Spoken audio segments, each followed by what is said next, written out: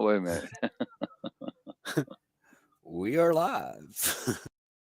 Hello, everyone. Kiler Davenport here, the lone wolf, with senior co-host Chad Nicholson. The show is Strike Force News, coming out of Alternative Public Radio International. If you want to check our website out, it's all lowercase, alternativepublicradiointernational.com. We're streaming live from Restream on YouTube, Facebook, LinkedIn, Twitter, and soon to be many more. So you guys tune in, be sure and share the show, hit the like button if there are any, and use our embed code to stream live from some of your platforms and pages and groups, and encourage your friends to do the same. Really appreciate all of our fans and supporters out there, and just sit back and enjoy the show. Thank you all very much, and we'll turn it over to the live show now.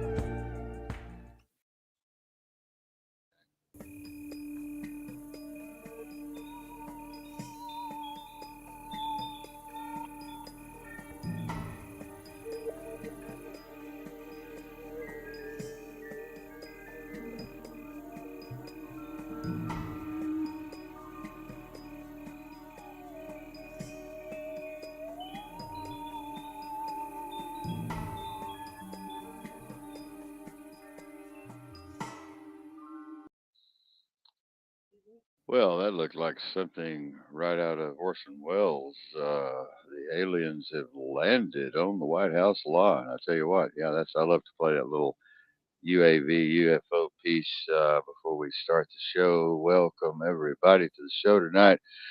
6:02 p.m. on the Pacific clock, 5/16, 2023. I think it is. Yeah, my 20. What the hell is this? 26? Yeah, my these dollar store glasses are not working very well, y'all. Chad and I went out to a party with Mary last night, and we were up there, and I was doing some singing, and I was couldn't find my way to the stage with these glasses. I was tripping around. I wasn't even drinking. I was tripping over everything. It looked really bad. Well, we had a Coke. We was drinking. Nothing hard. Yeah, we had a Coca Cola, and I was so dizzy in these glasses, man. I'm gonna have to. I was driving with these things today. I didn't tell them that. They might not ride with me anymore now that I've said that. But yeah, we got a good show tonight, ladies and gentlemen. We're gonna be talking about some of the things that many of you have requested, many things that we've talked about before, just with a little more oomph tonight. This Goy boy, a couple of Goy boys here on air tonight. Yeah, this one Goy boy actually had a Jewish princess one time. I'll have to tell that story one day. But we're going to be talking about if you see the Buddha, kill him on the road tonight, and don't get any wild ideas. That's a metaphorical term. It's to kill the self. We're going to be talking about the self, this delusive self tonight, this phenomenon that has been debated for longer than I can even remember studying myself, getting into this when I was at university studying logic. By the way, never take that course in logic. You'll end up in an institution somewhere. It makes no sense whatsoever. You would think a course that was majoring in logic would be logical, but it's the most illogical course in the university. It makes no sense whatsoever. Logic is one of the most complex. What's the matter, producer? Um, Logic is one of the most complex things in the world. I couldn't even figure it out. I was like, I'm leaving. I'm going to the bathroom, and I never came back. I went in the front door, went to class, ran out the back door. It was. I swear to God, physics is easier than logic. Look it up sometime. You can get a 4-year degree in logic, and then you're totally illogical when you leave, graduate. But tonight we're going to talk about self. Everybody thinks they have a self. Everybody says, the me, I, we, us, them. And Chad was talking earlier. We were talking about pronouns, and these folks are all we, me, thee, they, I, her, whatever. It's just crazy, kind of insane. And that's going to play into what we're talking about tonight somewhat. But before we get into it, really heavy, and this is going to be more of a graduate level show tonight. It's not definitely not a freshman level show. So y'all might want to get your notepads out, kids, and kind of take some notes there if you would. Um, But yeah, my co-host there's giving me a little Woody with that pretty hair of his. I tell you what, that boy down there, he's from Tennessee or something. I don't know. But he's getting all the girls tonight. Yeah, I wish I had something to wish I had something to show. Well, I do actually. Let me know. I'm not gonna do that. I'll, I'll flash. I tell you what. I'll flash tonight. How about that? Whoa, whoa, there we go. I gave you a little flash there. Hey. But We're still waiting for anyway, them 3,000. There's 3,000 views on that video. Remember, ladies, 3,000 views. I will create an Onlys fan and put some little exclusive pictures out for you, ladies. oh boy, oh boy, oh Even you boy. men. Sorry, And you men. They he want to look. might. They can look. Well, the men are after me for some reason. The men are all after me. I don't know what's wrong, but it must be. I don't know what happened, but well, yes, Chad will be glad to sign your robo sign his autograph on his picture. By the way, but you'll have to go through me. I'm his agent on that. I'm charging $5 per photograph. So that goes to the donations for the outreach program. So don't worry about it. We're not going to go blow the money on beer and stuff. But I want to start the show tonight by talking about a little something different, and then we'll segue into self. This phenomena, this strange phenomena called self, this mystery idea of the self.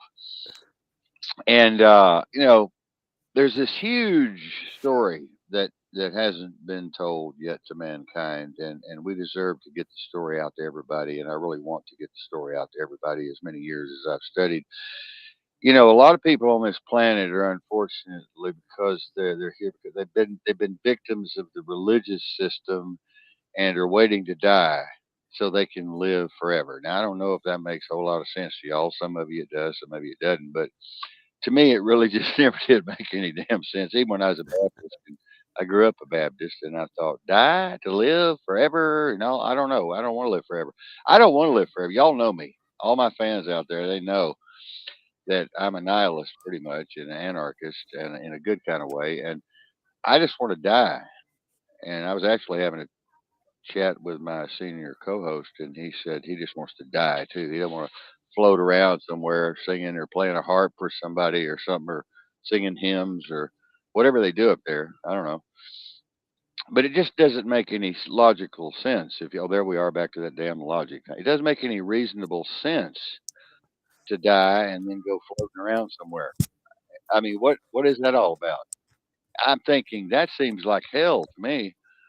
Can you imagine being in some some fair or something that you could never leave, some carnival you could never escape. Every door, Nah, that would suck. every exit you went to went into another carnival. And oh my God, there's another exit. And you go into the bathroom, it's another carnival. To me, that's what that is. It's hell. I don't know. I don't want to live forever. I just want to be dead. Just mm. So people on this planet, of course, because they've been victims of the religious system, are waiting to die so they can live eternally, and that's a big problem that we have. What DNA is and how it operates. I guess the big secret here, because once you understand that, then you're going to open yourself up to understanding how to reprogram yourself. We're going to talk a little bit tonight about 432 hertz and 528 hertz. It's been scientifically proven beyond the shadow of a doubt empirically. This will reprogram these frequencies, rife frequencies, will reprogram your deoxyribonucleic factor. Okay, it's an elevation of consciousness. It brings you into an elevation of consciousness. Chad was showing me a little formula he played with earlier, and he was working with kind of a multi-dimensional formula where he's tuning up the heart chakras, he's tuning up the liver, he's tuning up the spleen, the intestine, the brain, because all of the organs in the body have different frequencies and so forth. Okay, and so it was very interesting to look at his diagram and see him do that, not being a physics major. But this brings you into an elevation of consciousness. You've gone from the primordial level of consciousness, where most of you remain. Most of you will remain forever. No kidding. And the physical meat mode level of a 5D ascension level of consciousness, your body is still in the third dimension, but you're thinking from a much higher dimension when you get into these higher frequencies and you learn how to reprogram the DNA with these different hertz. You move into a higher dimension, okay? Much higher dimension, much higher level. Foreign DNA, by the way, many of you have told me on the show, oh, we got this junk DNA. Where is it? Where did it come from? I'll tell you where it came from. Okay, I'll talk about the telomeres tonight too. I'm going to talk about the telomeres tonight. And this comes from the telomere story, goes back further than this. And the DNA is a storage medium. Okay, it's a storage medium. Water is a storage medium. Light, photons, quanti, storage medium.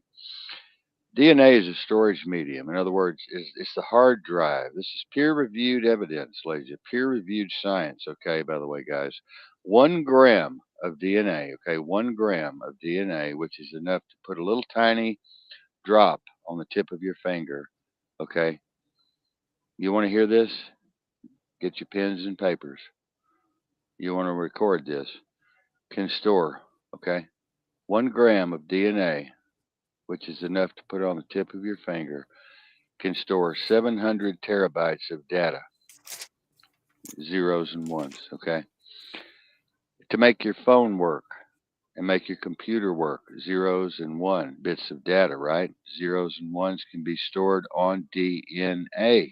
We're walking USB drives. That's all we are, ladies and gentlemen. I wasn't going to get into this tonight, but I've had a download and I'm going to go ahead and tell you. We're walking USB drives, okay? Literally inside your body right now, you can store 13.5 billion years of data. I want y'all to listen to me now. I'm going to turn Chad loose here in a minute.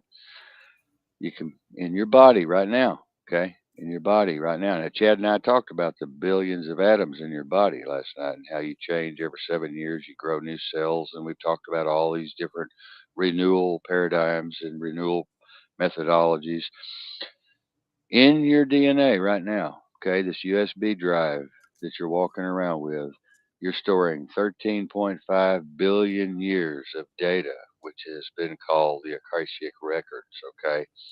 And ironically, that's how old the universe is. Ha ha, this particular singularity, okay? This particular event horizon, this particular phenomenon that we are existing in at this moment in time, you're carrying around 13.5 billion years of data. Now, that's how old the universe is. Literally, you literally have all this information stored in your body from the beginning of time until this very moment, the now moment, which is we'll get into that, and we got into that some last night. I'm not going to segue into that complex calculation tonight, but uh, but you're holding all that inside of you. So when you say the universe is in you, it's not just a figure of speech when people say that, like the universe is really in you.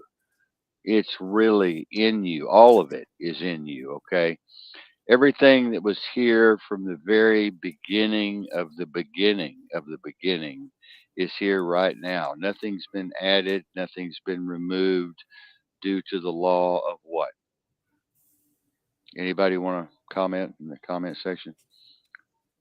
Marianne took care of the famous scientist, her and I did, that developed this now. Thermodynamics. Okay.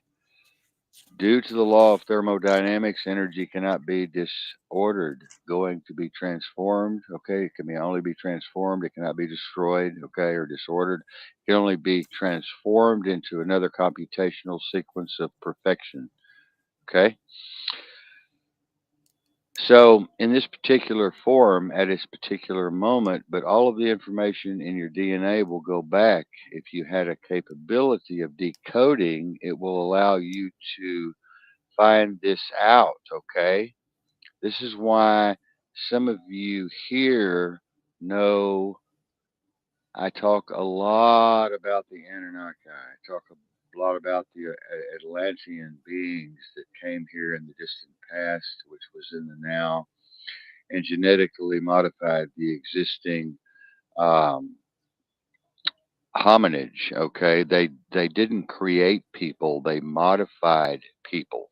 Okay, they didn't create people. Okay, a lot of people say, "Oh, they put us in a petri dish, or they let us out of the doors of the spaceship." No, no, no, no, no, no. We were already here. Okay, they simply made a major modifications in us. Okay, if you really analyze the text, and I'm not talking about Sumerian text. You have to go into several different variations of text that I've gone through over the years in my photostatic memory that you normally list 7 examples of creation, the actor aces that picked the Epic of Gilgamesh. You go into the Admiral tablets. You go into Thoreau. You go into discovered that there was already a hominid here, and there was genetically modified. That was our cousin before Homo sapiens existed. What did they do to us to make us into a slave race? Okay, we know this for a fact, made us into a slave race to do the work for them. They disconnected our DNA and connected these telomeres to the double helix or the triple helix, if you want to get really complex. They connected the telomeres to give us a 120-year lifespan instead of a 1,000-year lifespan. They modified the DNA or the deoxyribonucleic factor, the ribonucleic factor, and that's what you have called junk DNA all this time. Now you're aware. Now you know. Now you've raised your consciousness level and you understand what's going on. It's not junk, guys. It's unplugged DNA. Okay. Why did they unplug it? Huh? Why did they unplug it? Because our cousins, unlike you've been taught, were way smarter than we are. Okay. And I'm not talking about technologically smarter either. I'm talking about No, spiritually smarter. I'm talking about metaphorically smarter. I'm talking about being aware of analysis, paralysis, exponentially, more in tune with the universe and nature, the cosmos, more in tune with the planet itself, the human resonant frequency of the earth. They had bigger brains, okay? They had bigger brains. This has been proven. We can show you the skulls. We've seen the skulls all over this planet. They were massive. They had probably, because of bigger brains, most likely had bigger pineal glands, okay, which is your spiritual antenna, okay, your esoteric ontological antenna, okay. All humans have now we have billions of magnite crystals in our brain. We don't even use them. They've been turned off. Okay. Chad was talking about this the other night. We were talking about birds migrating. They've been turned off. They probably had access to their magnite crystals, which is what turtles use to navigate the oceans, to come back to where they're going to lay their eggs. And birds, they flock to the south in the winter and so forth. And using these magnetic fields, well, we have the same capability, but right now we've been disconnected from using that. Okay. If a tsunami comes inland before it even hits the wild animals, they run, they scatter, they know it's coming. They have an intuition through the magnite crystals. They have a intuition because of this electromagnetic core, that processing core. They run to the mountains and they run to the hills. They run up. You never see wild animals getting swept away hardly by a tsunami. We've been disconnected, ladies and gentlemen. You know, our DNA has been disconnected. Our consciousness has been reduced significantly. They've already scientifically proven and found out that a worship gene was embedded into the human genome, and this is what the CIA has gotten rid of. They're getting rid of it. Okay, they're questioning it out. I saw the top secret documents.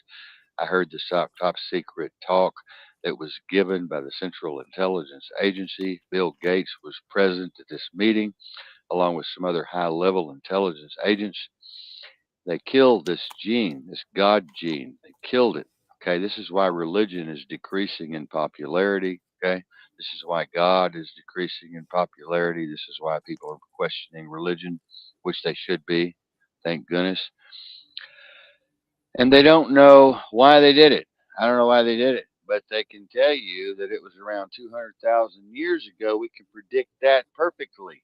They did this around 200,000 years ago, okay?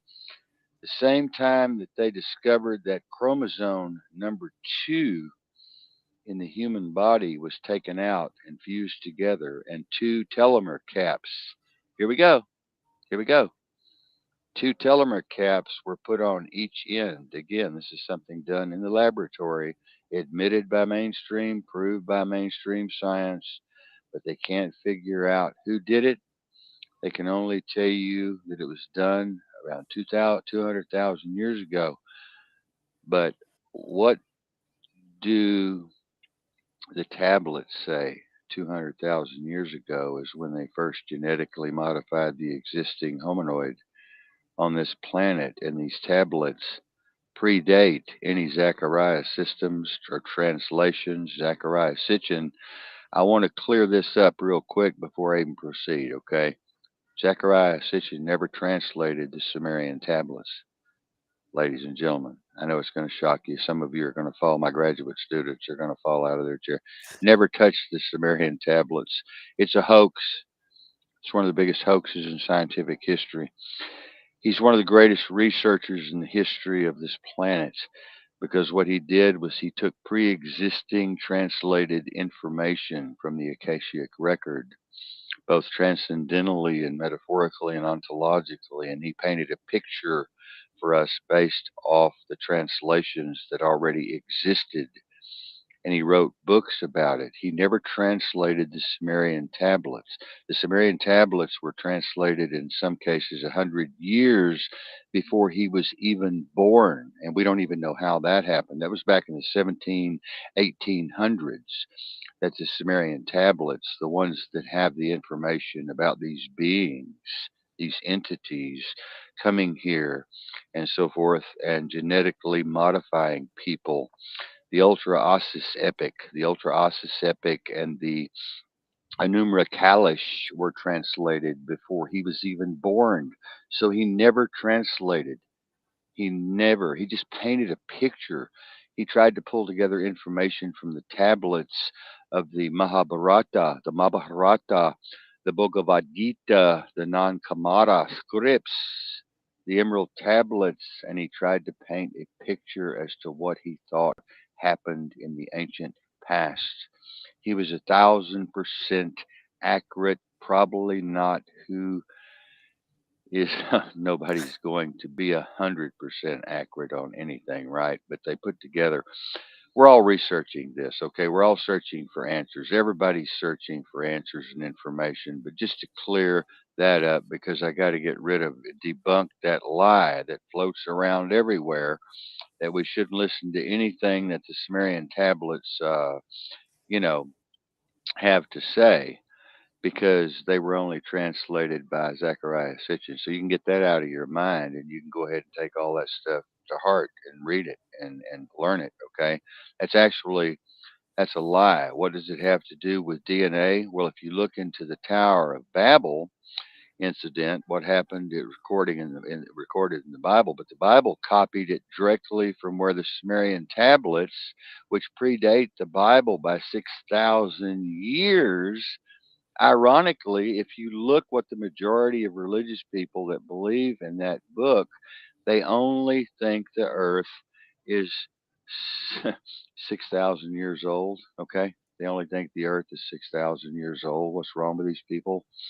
Why is it that the Sumerian tablets date back 6,000 years? That's when the most recent recorded history in terms of a lot of information was available. So they're going off of information that was plagiarized into other religious texts. But Samaritans and its epic, there's a Tower of Babel being built in Babylon. This tower is rivaling the tower that was built by these Anunnaki kings, okay? These Anunnaki beings, these Atlantean people. Now, whether the tower was a replica, direct, like an identical copy, whether it was a cargo cult, where we kind of deified these people as gods and we're just trying to mimic, and we use straw and clay brick to build a tower that mimicked what they built. It doesn't matter. The fact is, we came together all as one at that time, okay? And we built something together. This is a metaphorical calculation for unity and fellowship and togetherness in the collective consciousness, okay? Reason behind it was to either honor the guards or duplicate what they were doing. Okay, and if you look at some of the ancient texts, biblical or either Sumerian emerald tablets, even some of the Indian books, you'll discover that people were living for thousands of years. Okay, well, what happened all of a sudden? They stopped living for thousands of years. These human beings, not gods. Humans were living for thousands of years. Now, mainstream science wants to say, oh, it's because they had more oxygen, and you know, this is all crazy. Okay, we've been genetically modified, just like the seeds on this planet have been genetically modified. And let's take it to the next step now. They have discovered that epigenetic memories can be passed down 14 generations inside of the deoxyribonucleic factor. So you're wondering why you feel fear of this and fear of that, or you have a phobia of some kind. And you wonder where this phobia came from. You feel strongly about this and not so strongly about that. This is not because it runs in your family. It's because it's in your deoxyribonucleic factor. And your DNA is what does this have to do with us? Well, every single race on this planet has been enslaved now. In more recent times, we've had one race try to enslave another, one race try to kill another more than others. But however, you have to understand we're all slaves in the matrix. Every single person on this planet is a slave right now in this very moment in time. So if you see somebody that's stressing, that's under pressure, that's feeling the negative effects of what happened in the past, you can't wipe it away and say, oh, it's over now. You should just forget about it, because what they're truly doing, they're suffering internally. It's an internal thing, and it's not going to go away immediately. It's going to take some time to reprogram. We have to reprogram the DNA. Chad and I have been having a lot of deep conversations, which are very hard to grab a hold of. Okay. Now, how does this work with the law of attraction? And as I always talk about the quantum field, what we have to do as a people on this planet is we have to literally take the system that the elites put over us to control us and keep us dumbed down and stupid and low vibrational, take the same exact system and flip it, use the same methodologies, but for positive, for high frequency information. Music is universal because mathematics are universal. The whole universe is written based on mathematics and music. It's also universal. That's why, you know, I've been talking about this for so long. Chad, you want to jump in here for a while? I'm getting out of breath. This is very difficult. Chad might have a little problem with this. He didn't know I was going to hit us with this tonight. We're going in a Well, different direction in a moment. But Chad, this is a PhD stuff, and I didn't mean to lay it over on you, but I think you can handle it. well, yeah. Actually, I mean, I knew about the Anunnaki, as they called them, the Sumerians. I knew that the first, they said only one person ever cracked it.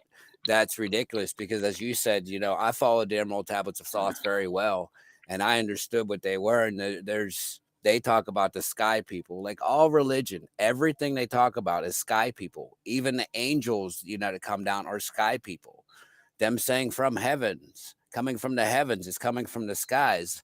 That's how they looked at it. And everybody thinks, as you're saying, you're just a little angel and, we just was created here and that's it. No, we've been genetically modified. If you would follow the true Sumerian tablets, they did bring a small race of people here at first that they couldn't control, but we were already here. They were able to manipulate that smart race of human that was here to literally dumb us down. As he said, they shortened our life. There's proof of all of this. There's proof that they created a new language for us to speak. So we wasn't using, telekinesis or being telepathic. We were stuck with this verbal communication now. They they've done everything. They shrunk us, and they figured out shrinking us they would be more submissive. Um, like you said, they added a fear gene into us because we never used to fear, just like animals. They took all of our basically intuition and covered it up. But as you said, and it's the truth, the Akashic records, we can still draw off the Akashic records. As he calls them downloads. He's pulling information out of the ether or the Akashic records, and he's relaying it. We all have this. Every one of us that have this. Anything that's happened throughout history from now till then, we have the information and the source to. We just got to figure out how to pull it out. And that's the tough part because they've used so much against us to lower our frequency down. It's hard to get our frequency up and vibrating to even connect. It's like having a really bad monitor, and you're trying to get Wi-Fi and you're just close enough for it to connect, but yet it's not a strong enough connection to support your internet. And that's where we really are right now. And I don't know. I see all the religions talking about genetically modifying humans too, and nobody wants to even look at that. They were all genetically modified humans. Um, I want to talk a little bit. Very good, Chad. Very good. Very good. Uh, very good recourse there. Analysis. I want to talk about music as we were getting into a while ago.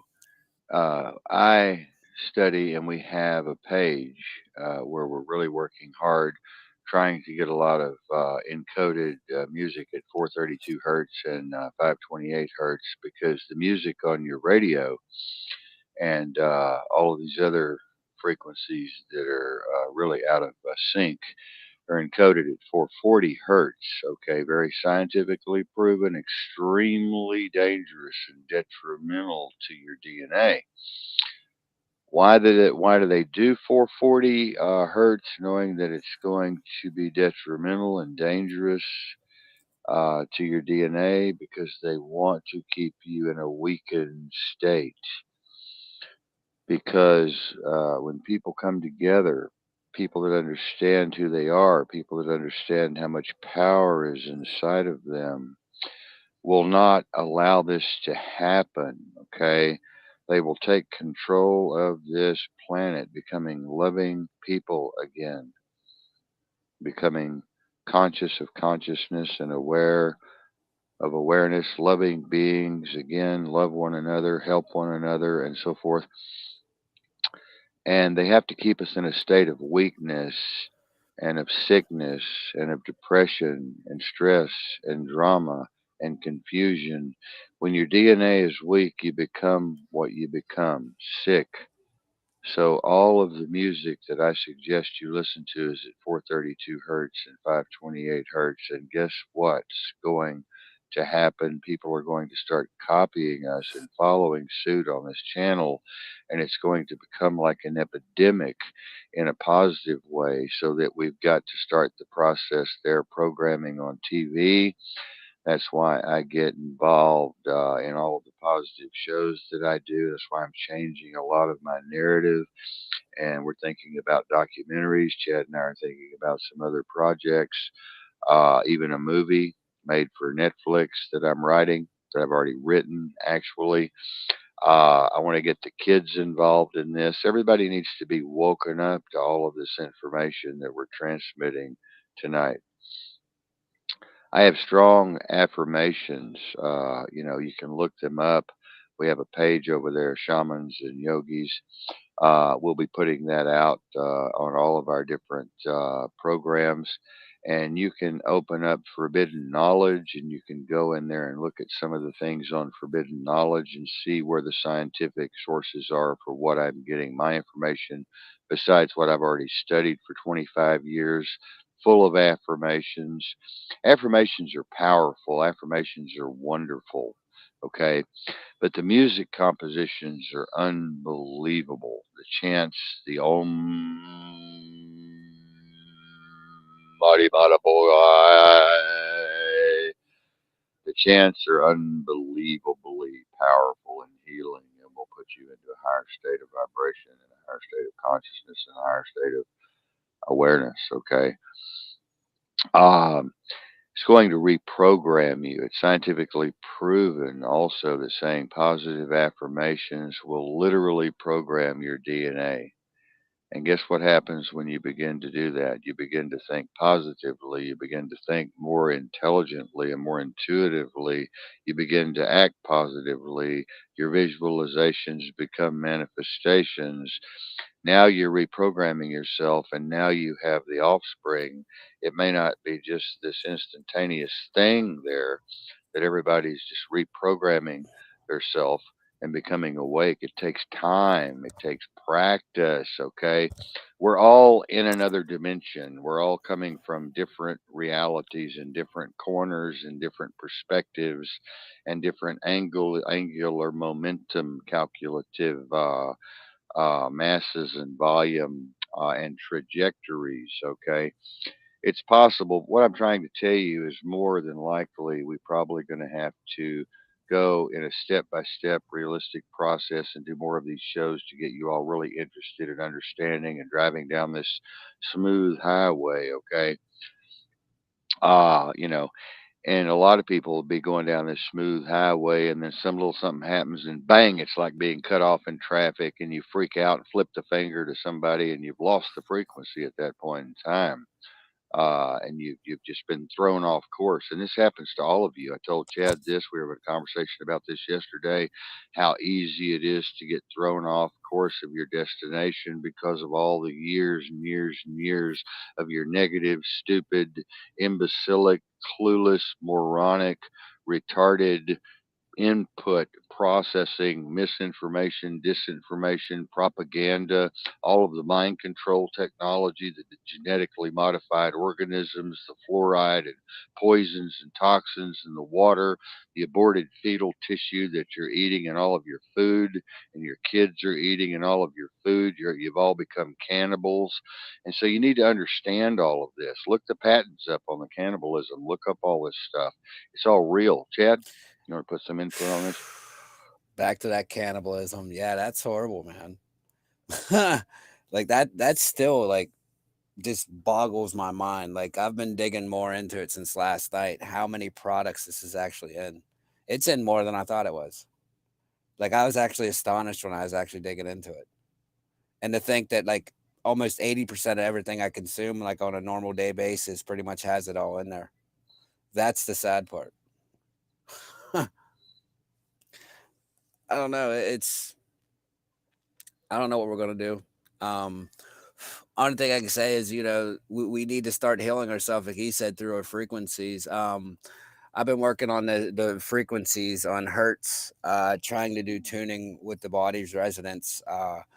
The Earth's frequency is 432 hertz.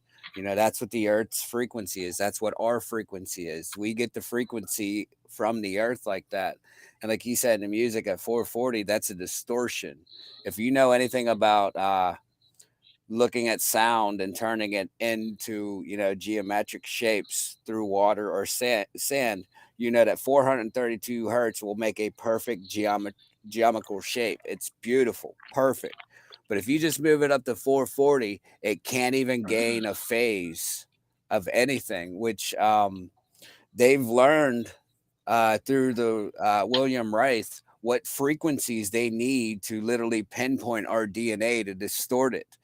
And they're not going to distort it to where it's going to kill you instantly. They're going to distort it where you're getting sick, you're getting weak.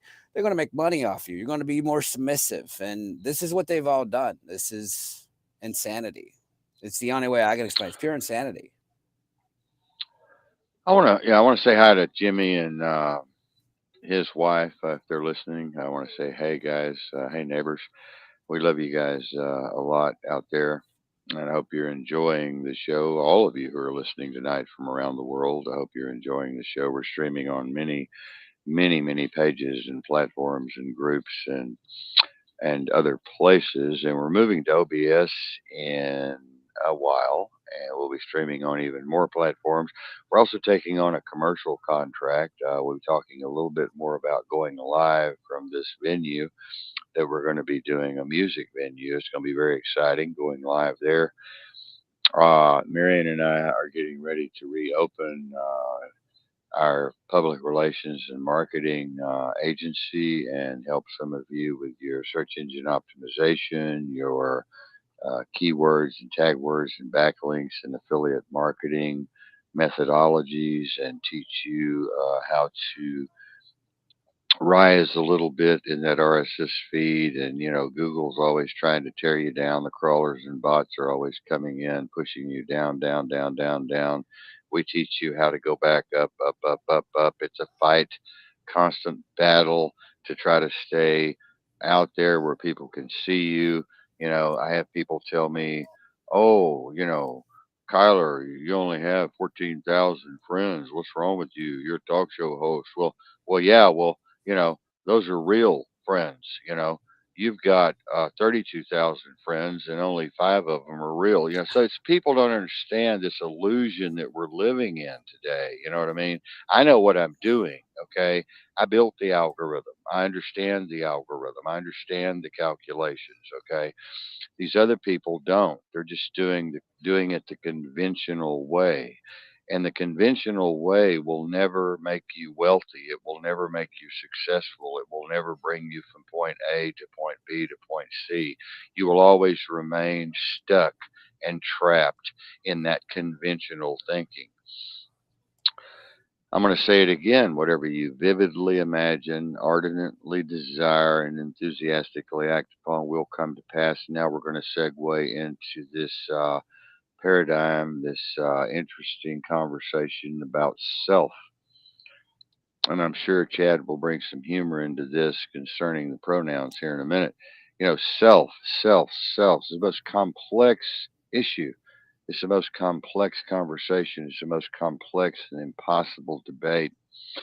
People have never settled on what self is. And actually, I have studied longer and harder than most of the philosophers and doctorates that I study.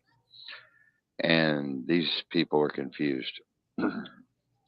They seem to not understand that the self is a propagation of multidimensional variables and calculus and sources and attenuations and angular momentum and mass and velocity and color spectrum. And it's a continuation of compression particles coming together to form the illusion of this physical material reality that we think we exist in this space time continuum. But you have to understand all of these different variables, and we're talking millions upon millions from the time you were born till now, how, depending on how old you are, coming in from all of these multi dimensional, multivariable directions, most of it twisted misinformation, disinformation, propaganda, lies, Hegelian dialectic, psychosis. Um, you know, all of these things are coming in, and your brain has to filter this out. Your cerebral cortex and your visual cortex, and your medulla oblongata and your foramen and pineal and your temporal and occipital lobes have to be able to filter this through the synaptic and neuronic process, through the electrochemical magnetic process of the brain, to make the total connection of understanding. And this gets very complicated. That's why I have to close my eyes, because I'm getting downloads. And this understanding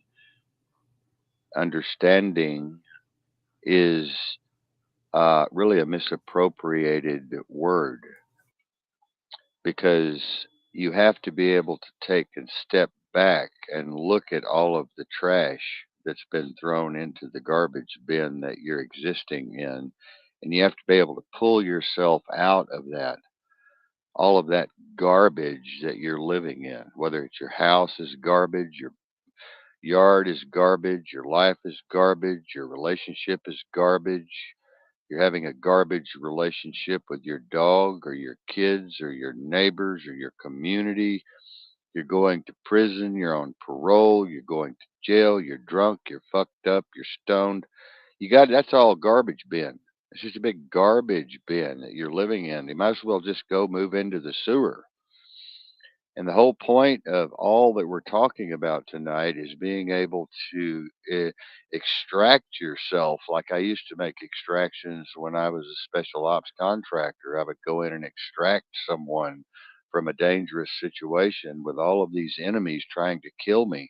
And I would have to do a very strategic pre planning op to be able to figure out air support, ground support, satellite support, communications, weaponry, ammunition, strategic move in, exits, entrances, surveillance.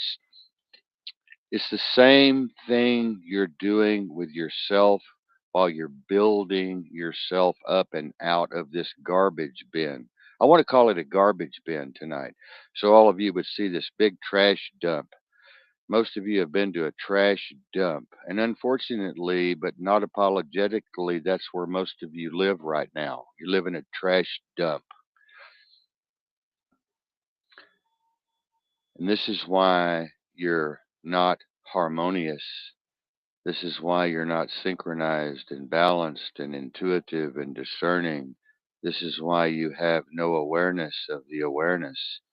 This is why you can't step back out of the self, because the self is just a continuation of psychosis, a continuation of mass confusion and drama. You have to step out of that. And as I told Chad today, I'm teaching him the cloud methodology of meditation, where you step back and you get comfortable and you transmute, transject, eject, bring up, bring out all of that garbage and put it into these floating clouds that are out there in front of you. And these clouds are filters, and they will filter out all of the trash, just like if you filtered water. If you bought a Berkey filter, it's the same process. You're filtering out all the trash. See, this is what the brain does. The brain has a problem. The brain doesn't take what someone might say is terrible and filter it into something beautiful. The brain doesn't have the cognition. The brain gets excited if you're going to Six Flags over Texas to ride the rides, or if you're robbing a bank, or if you're shooting your neighbor in the head. The brain sees it the same way. The brain doesn't care. Okay, the brain gets the same dopamine hit. It doesn't matter what you're doing. Most of you don't understand this. Okay, this is where we get into the argument of there's no good and there's no evil. There's only an event. There's only an event happening. Okay, we get into these moral arguments. It's just silly. It's a circular argument. Um, the brain has no way of discerning what's good or bad, what's evil or good or righteous or not righteous. The brain has no ability to do that. The brain does not care if you're stabbing your mother in the heart or you're building a church. The brain doesn't care. Or if you're depositing $1 million into your bank account. Okay. So you have no moral capability. Morality is just a syntactual, contextual psychosis that you're all stuck with. Okay. Chad, would you like to try and grab hold of that?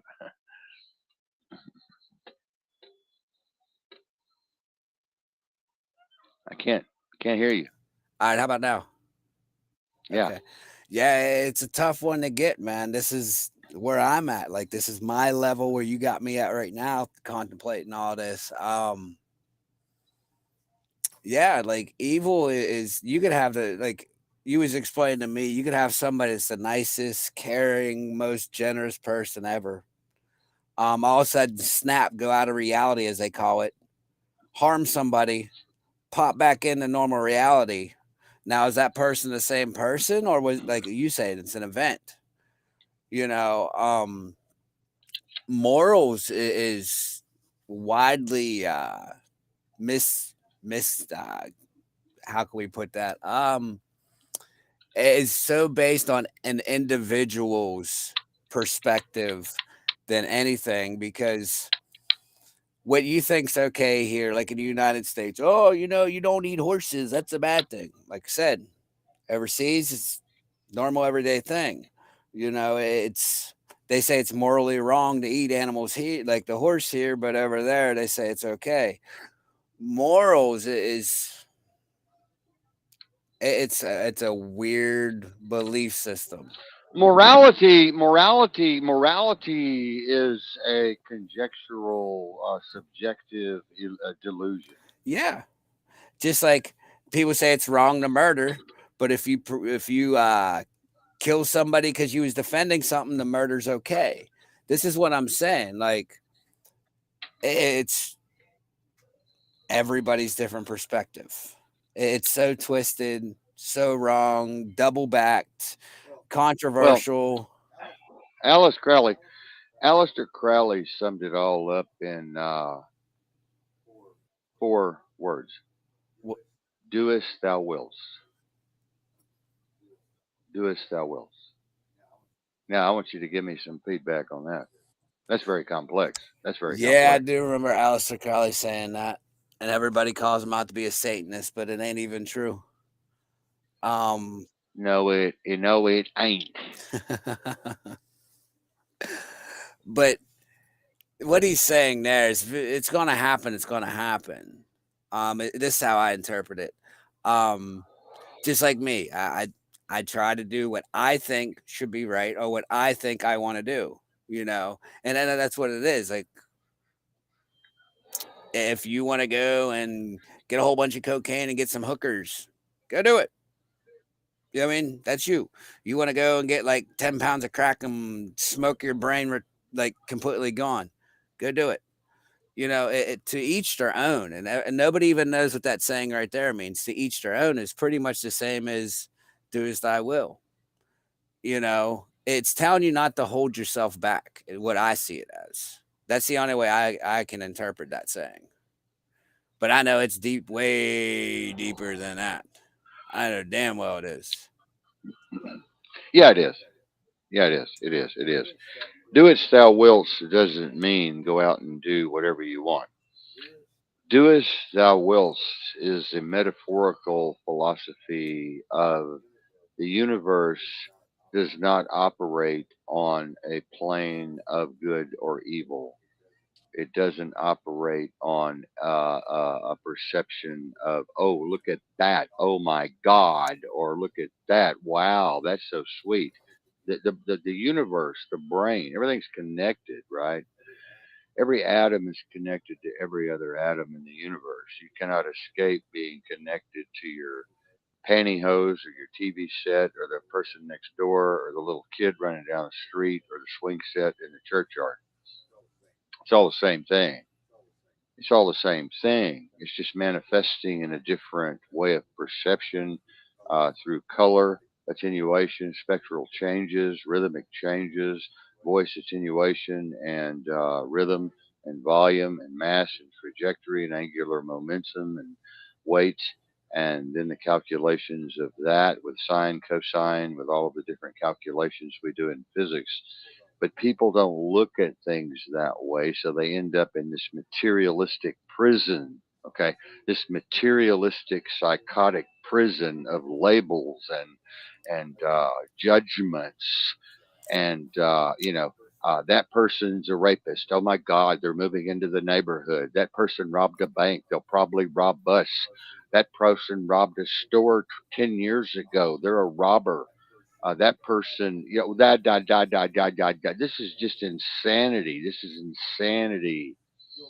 You'll never find a sage like myself, or a yogi like myself, or a master Zen teacher like myself even thinking in those terms ever, ever, ever. Never. Doesn't exist. It's not in my repertoire. When you move into that area, you're moving back into the trash dump. You're not allowed to see the higher consciousness. You're not allowed to move into the higher consciousness. You're not allowed to move into that fantastic, phenomenal, inexplicable, mysterious, ultra powerful place of nirvana when you're down in that dump of psychosis and labels, labeling and judgment and drama and depression and stress and confusion and fear. Are you seeing this? Are you seeing the two universes? Are you seeing the partition, the divide between the basement and the penthouse that I'm always speaking of now? Yeah, yeah, it makes perfect sense. It still just mind, you know what I mean, like mind boggling. I mean, I'm getting it. It's just to eat, yeah, like do as you want. Like, and once we label something, then we gotta, No, it's no, no, no, no, no. It's do it Shakespearean. Be a little Shakespearean here. Do as thou wilt. do as Do thou as thou wilt. willst. Okay, do as thou willst. Like we see it today, and people are getting judged for it. Prime example, like all these labels, like they, them, there, thou, the whole thing. See, this is what I think it's talking about from how I see it. That's making it to where judgment can be cast, to where you can change somebody's perspective from what they see or what they think they see. Um, it's basically a form of mind control because it keeps you stuck in a judgmental way to where you can't bond with somebody. Hmm. That's what I'm getting out of this is how they're using it. Let me tell you something that one great psychologist worked on several university studies around the world and found that the brain reacts to and is very methodologically programmed to receive the same dopamine hit raping a woman or a girl as it would be receiving the Holy Spirit in a Pentecostal church. Now, there's no difference to the brain whatsoever. None whatsoever. Okay? None. Now, we speak of self. Now we can get into back to that self. What is self? Okay? So self is a mixture of all of these delusional judgments, all of these delusional labels, all of this fear and paranoia that we have, which creates what? It creates major divisiveness and division, and it creates friction among everyone. See, and then they're not pulling from the quantum field. They're fighting, arguing, killing each other, arguing over the silliest fucking things. They're not trying to help the rapist. They're not trying to help the person who's stuck in this religious fiction. They're not trying to bring all of these variables together in a higher dimensional plane. They're just down here doing the same thing that the rapist did and the same thing the guy at the church did. They just don't realize it. They're just as bad, one finger pointing out at you's got three fingers pointing back at you. You're just as guilty looking in the mirror. This is why Charlie Manson looked out at the jury when he was being convicted and sentenced and said, "It's you that created me. All of you made me. Look in the mirror and you will see me."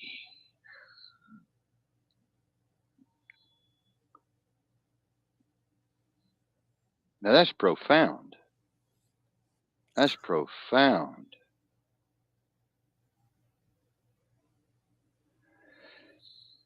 You have to think about that, and then you have to think of the Zen master, the student coming in from pounding the rice. The student got to come in out of the pouring down rain, and he asked the master, "Master, what is the way? Master, please tell me what is the way." And the Zen master looked down at the little wet, dripping boy and said, "My son, the way is in the piss and the dung."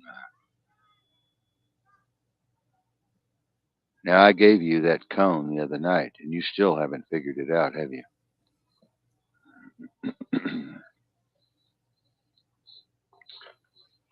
And I'm not going to give you the answer tonight. Oh, I know. You already told me you're not going to get. I got to figure this one out. Yeah, it's very difficult.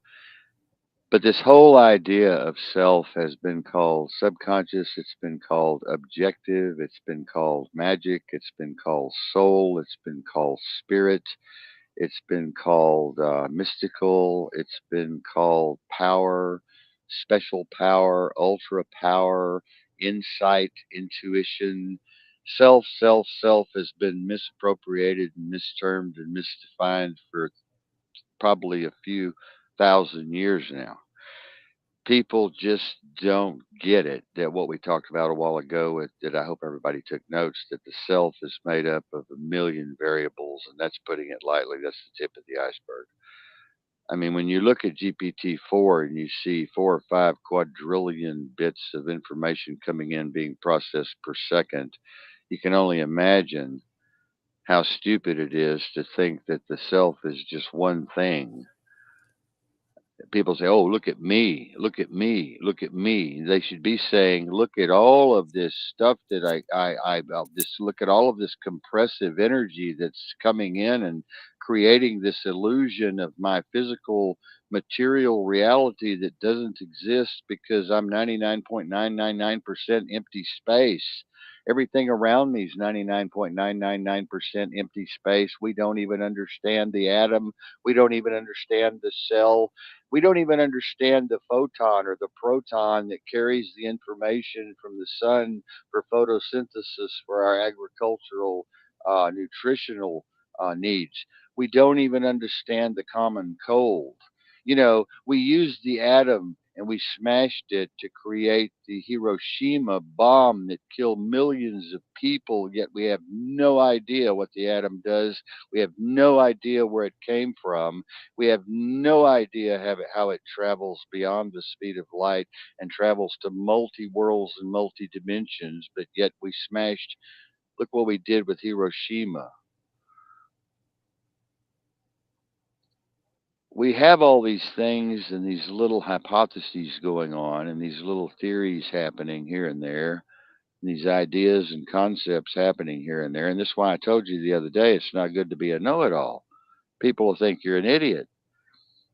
Know-it-alls are idiots because they say all these big words and they use all this big terminology, and yet you corner them though, and they're not able to explain any of it.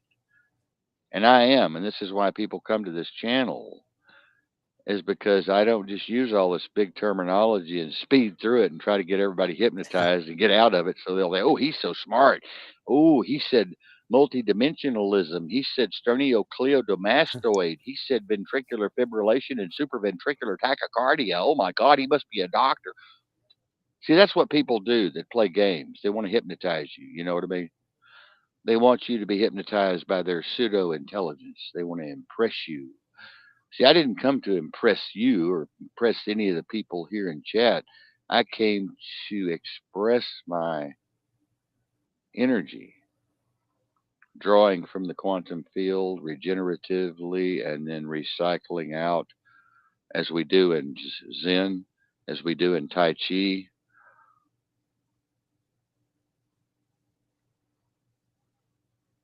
taking all that energy and recycling it and trying to meld with it perfectly and synchronistically, you see. But that doesn't mean morality. That has nothing to do with principles or ethics. This is where you were even going to go wrong there, Chad. I read your mind. You were starting to think that way. It has nothing to do with morality. Coming into full consciousness and synchronicity and balance and intuitiveness and discernment has nothing to do with religion or morality.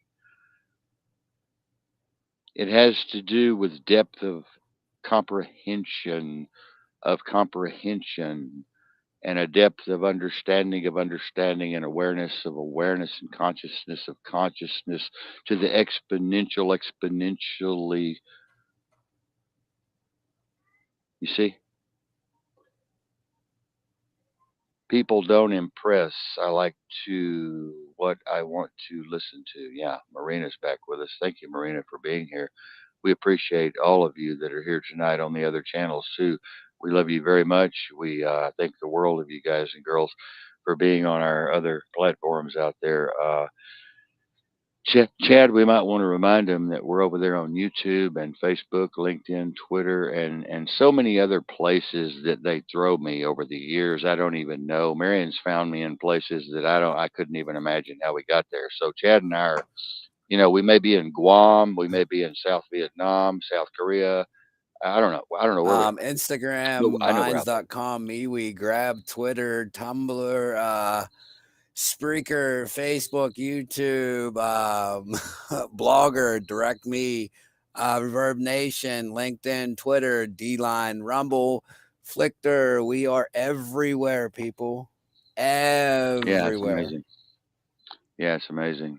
And when we move to OBS, it's going to even get bigger and better and more wonderful. And the more people we can reach, the more fun we can have. Folks, this is fun for us. This is exciting. This is good therapy for me. I'm really sick again. I wasn't going to bring this up on air, but, I'm bleeding again. And I know most of my older folks out there, fuck you, Gen Xers, by the way. But no, I'm kidding. I didn't mean that. I really did. I really did. But I'm bleeding again pretty bad, and I'm not going to the doctor. And I'm just hard headed. I don't want to go back through the surgeries. I don't want to go back through the pain and suffering and all the militarized medical system.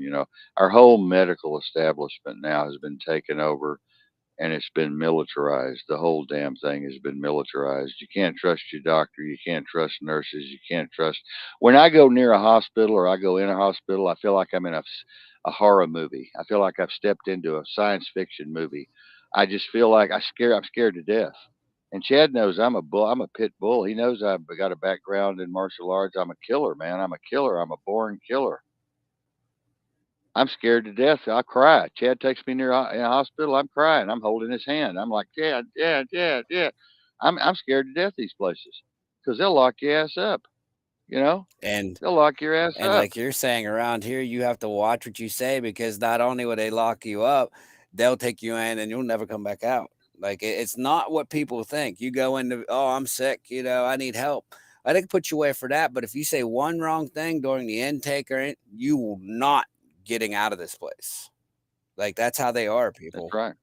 One wrong That's right. word, you're in jail. You're in medical jail. And they can keep you 6 months up here, 6 months, and not let you have any contact with your family or your children.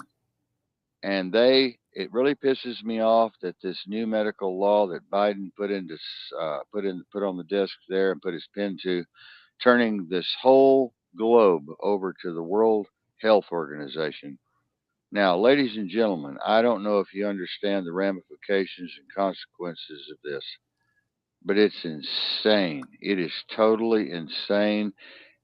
I would have never predicted it 10 years ago, and I'm telling you, man, my prophecies have all come true.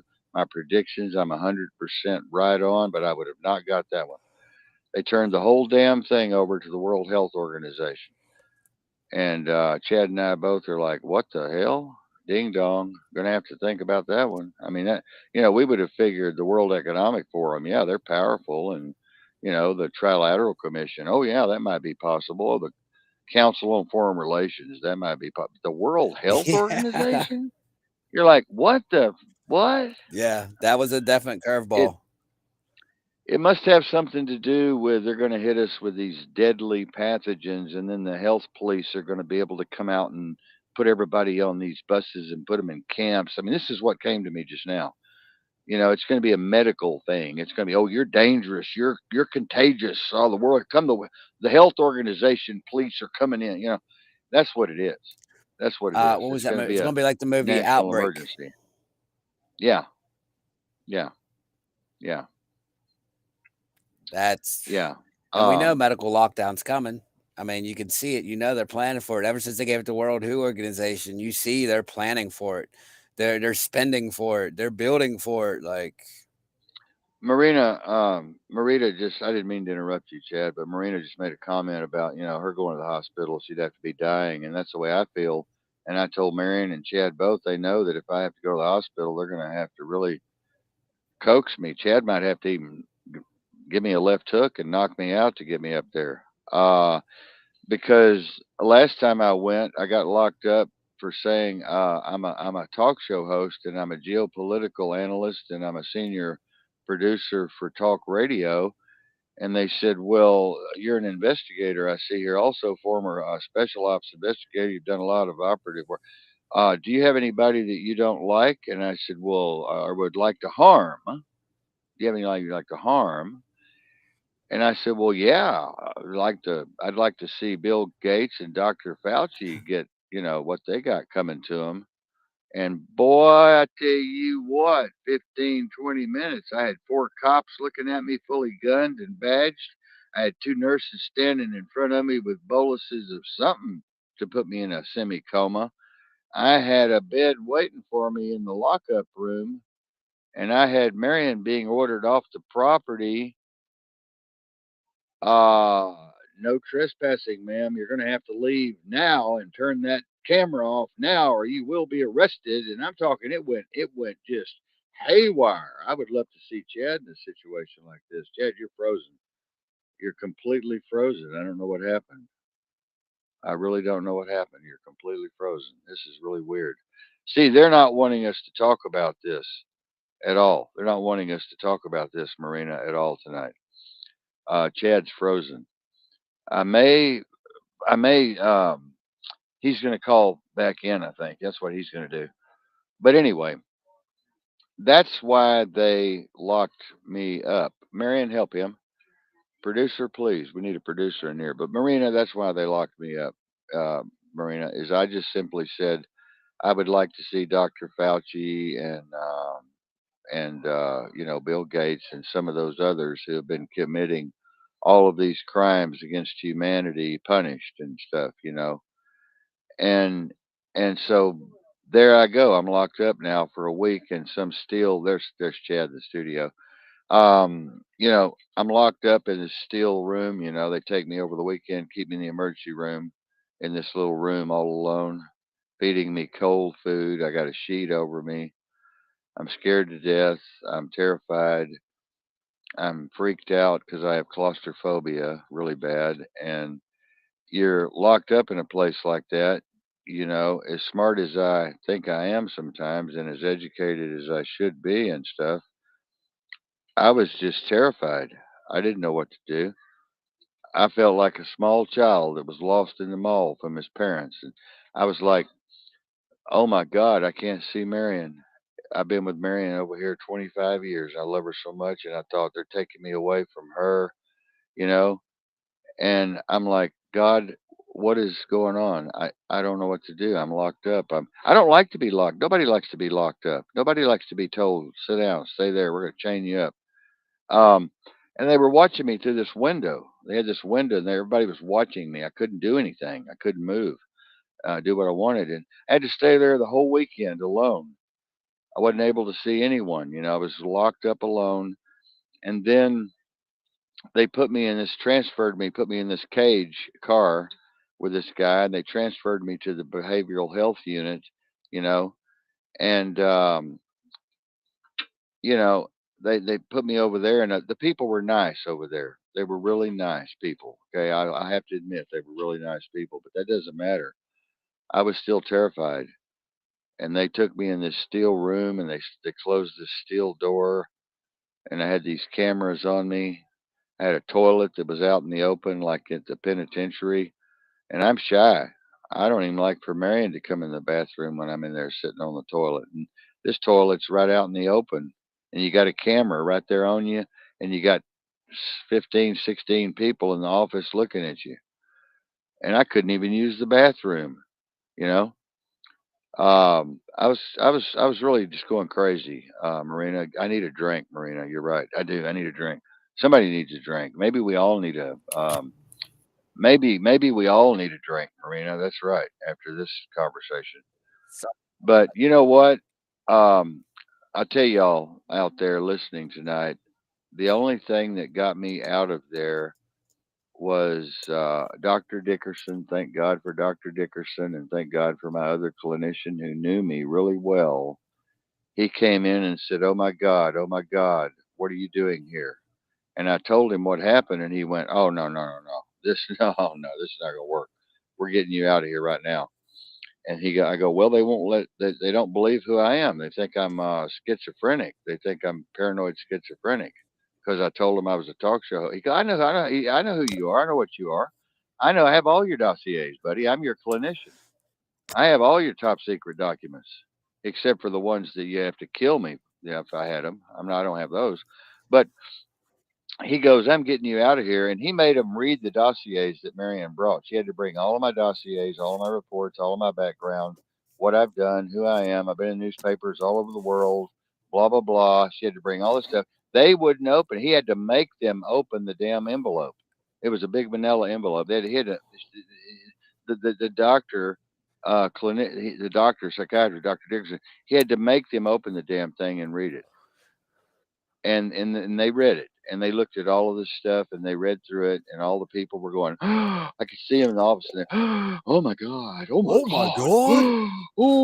oh, he is," and then everybody's all getting nervous and everything, and then all of a sudden some nurse comes out and she goes, "Oh, we're getting your discharge papers ready right now. I just wanted to tell you." And everything is, "Are you okay? Do you need anything? Do you need an extra meal before you go?" And I'm like, "Oh, well, fuck you." You know, I tried to tell you guys this a week ago, and you've treated me like a common criminal in here, basically, and locked me up. I haven't been able to smoke a cigarette. I'm losing my mind. You got me in here in a toy room, kids' room, playing with little marbles and dollies and shit and coloring books. I'm going nuts in here. I'm like, what the hell? If you're not nuts when you get in here, you'll be nuts when you leave. That reminds me of a joke. That reminds me. Let's hear it, brother. That Let's reminds me hear of a joke. Well, oh, Marina will die. I think Marina will fall out of her chair. Marina, you better get that drink now. Okay. it. Uh, there was these two boys standing on the dock over there at this lake, and they had a big party going on the other side of the lake with a bunch of sorority girls over there, in their bikinis and stuff, really stacked up, beautiful chicks, sexy chicks. And this boy's brother was kind of retarded. He was semi-retarded and kind of a country boy. They lived out in the sticks out there, and they'd gone fishing down there, and they noticed this party across there, and the good brother, the smart brother, looked at the dumb one and said, "Scream across there right now! Scream across there and say, 'Show us your tits! Show us your tits! Show us your tits!'" And the brother said, "Do you think I really should do that? Do you really think I should do that? You think they'll do that?" And his brother said, "Yeah, I think they'll like you." He said, "Holler it, holler out." So the brother hollered over there, "Show us your tits, show us your tits." And about 3 or 4 girls, boy, plopped him out and was shaking him back and forth. And boy, they were just giving him a sign, and he was just, he's just so embarrassed. He wasn't used to that. The retarded brother, and been a minute, one of the girls hollered out to him, "Oh, baby, show us your nuts. Show us your nuts. Let's see some nuts." And the retarded brother went, "I'm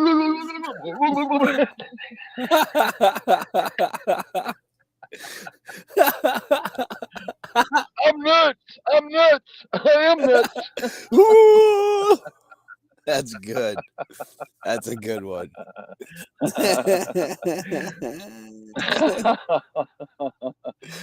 That was kind of nasty, wasn't That's funny. That's fun. it? Listen, good thing we're rated for adult content, 18 and I up. think I'll tell that one at our new music venue one night. I bet you that They'll get DJ off. love that one. They'll get off on that. Oh, Yeah, yeah. they'll get off on that. Let- That there's funny, ain't it? Yeah. I give it a 10. A 10. Well, that's good. That's good. That's good. That's good. Yeah. But yeah, he's not lying how they are out here, man. Like, I got out here, like everybody knows I'm from the East Coast, so I'm like way out in left field. So I see things different than the people that grew up here, right? Like I get that advantage. Listen, I see the police act a different way out here. I see any medical unit act different out here. I see firefighters act different out here. It's strange. Like it's almost like they want to lock you up out here. And their biggest crutch that they use is medical. Like medical. You get a police officer to your house. Why isn't there a guy like somebody there with them that's from crisis or somebody from mental health? Why? We're working. Yeah, We're that working on that, trying to get that to happen here. I'm trying to get there. Yeah. You get Yeah. all these people that get locked up, in a mental institution that aren't even, nothing wrong with them. They're sane. Or you get people that go in, they say they're suicidal because they had a fleeting thought because they were enraged when the police were, interrogating them, or, oh man, they're homicidal. He said he was going to shoot me. You're locked up, and this is what they're doing. We need to have professional help go out with these officers because a lot of these people that have, a little bit of a screw too loose, they need help. But we also, the major thing that will help us is stop the medical kidnapping of people. The people that will need help will get the help. The people that don't need the help won't get locked up on medical, kidnapping, and they'll be able to be free. This is what we're trying to fight for. We're trying to stop this medical corruption that they're bringing on the world. We see what's going on. We see what's going to rule the world. It's not going to be a police state. It's going to be a military health state. Not no, what was that? 1984, George Orwell. Yes, it's going to be that, but it's not going to be the police doing it. It's going to be your medical field doing all this to you. I mean, donations help people. We need, if you can, like, share, subscribe for us for all times, like I always say.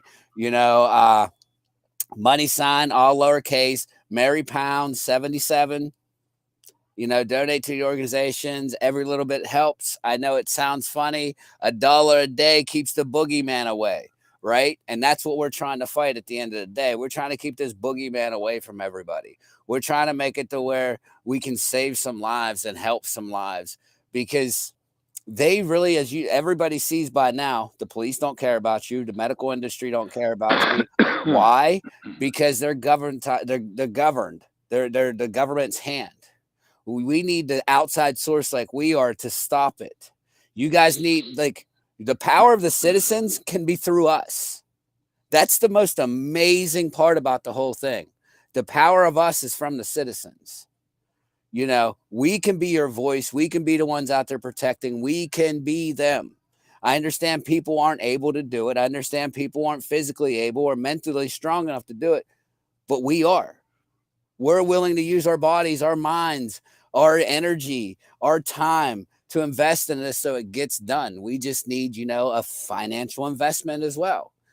We're putting in all the work. Chad, Chad made a foompa, and Oh, I'm going to correct him tonight. yes, A sir. citizen is a slave and a contractee of the state and the government and the cabal.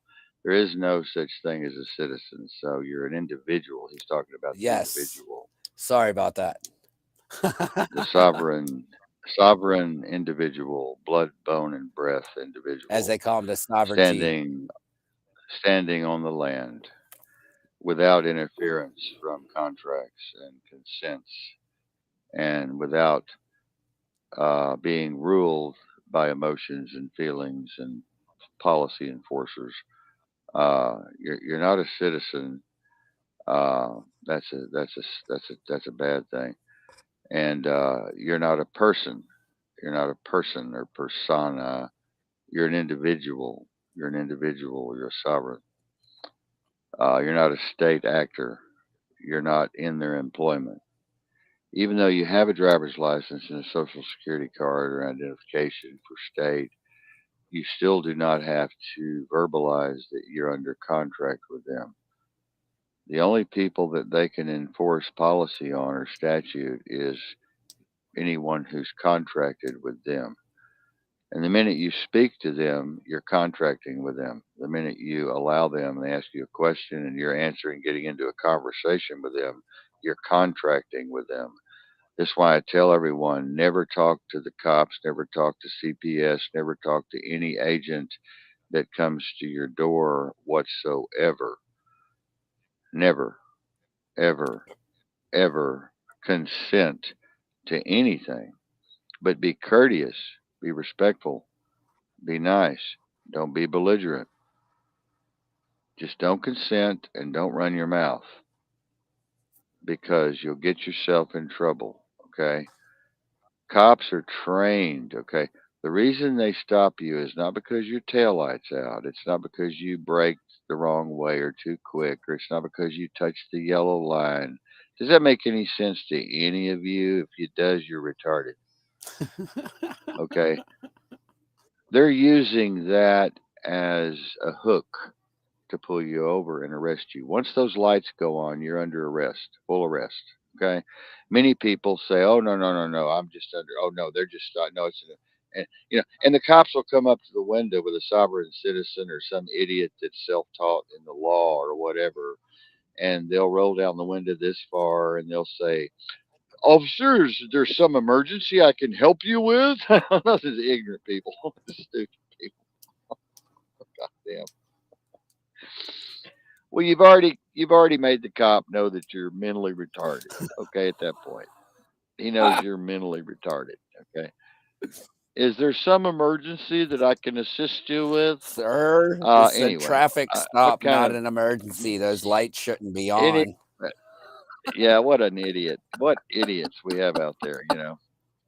You roll your window down all the way. Roll your passenger window down all the way, and if it's nighttime, turn your interior light on. Have your insurance and registration, driver's license ready.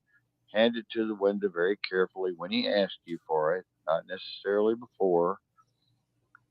And don't get into a conversation. First thing they're going to ask you, where are you coming from?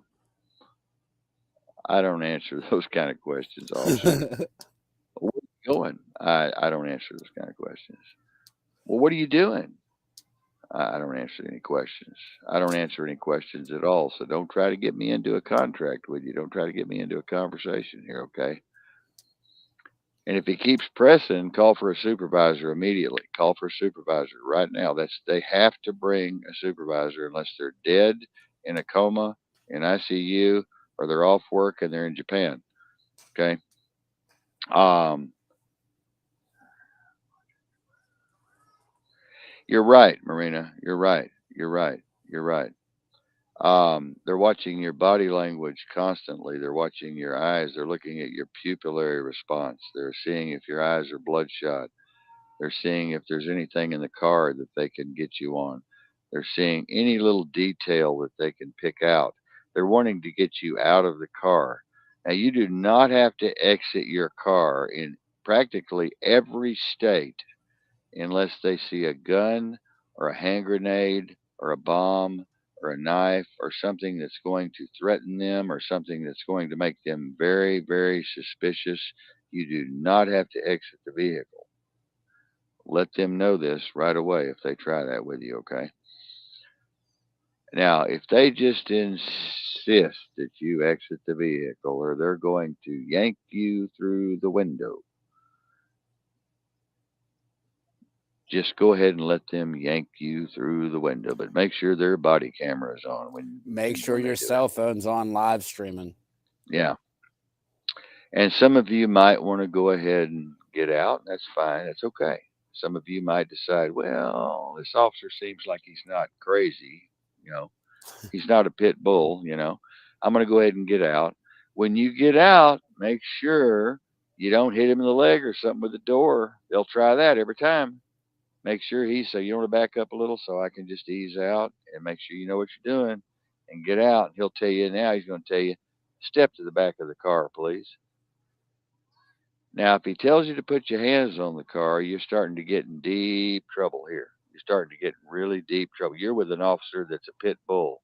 He's got a lot of testosterone going on, and he's got ulterior, dangerous, diabolical, nefarious motives in his head. Okay, he's after you. He's trying to hook you into something. Okay, you tell him, okay, I'm going to pat you down just to be safe. Officer safety. Say, officer, you know you don't have any officer safety problems with me. I don't have any weapons on me. There's nothing bulging from my pockets, you know.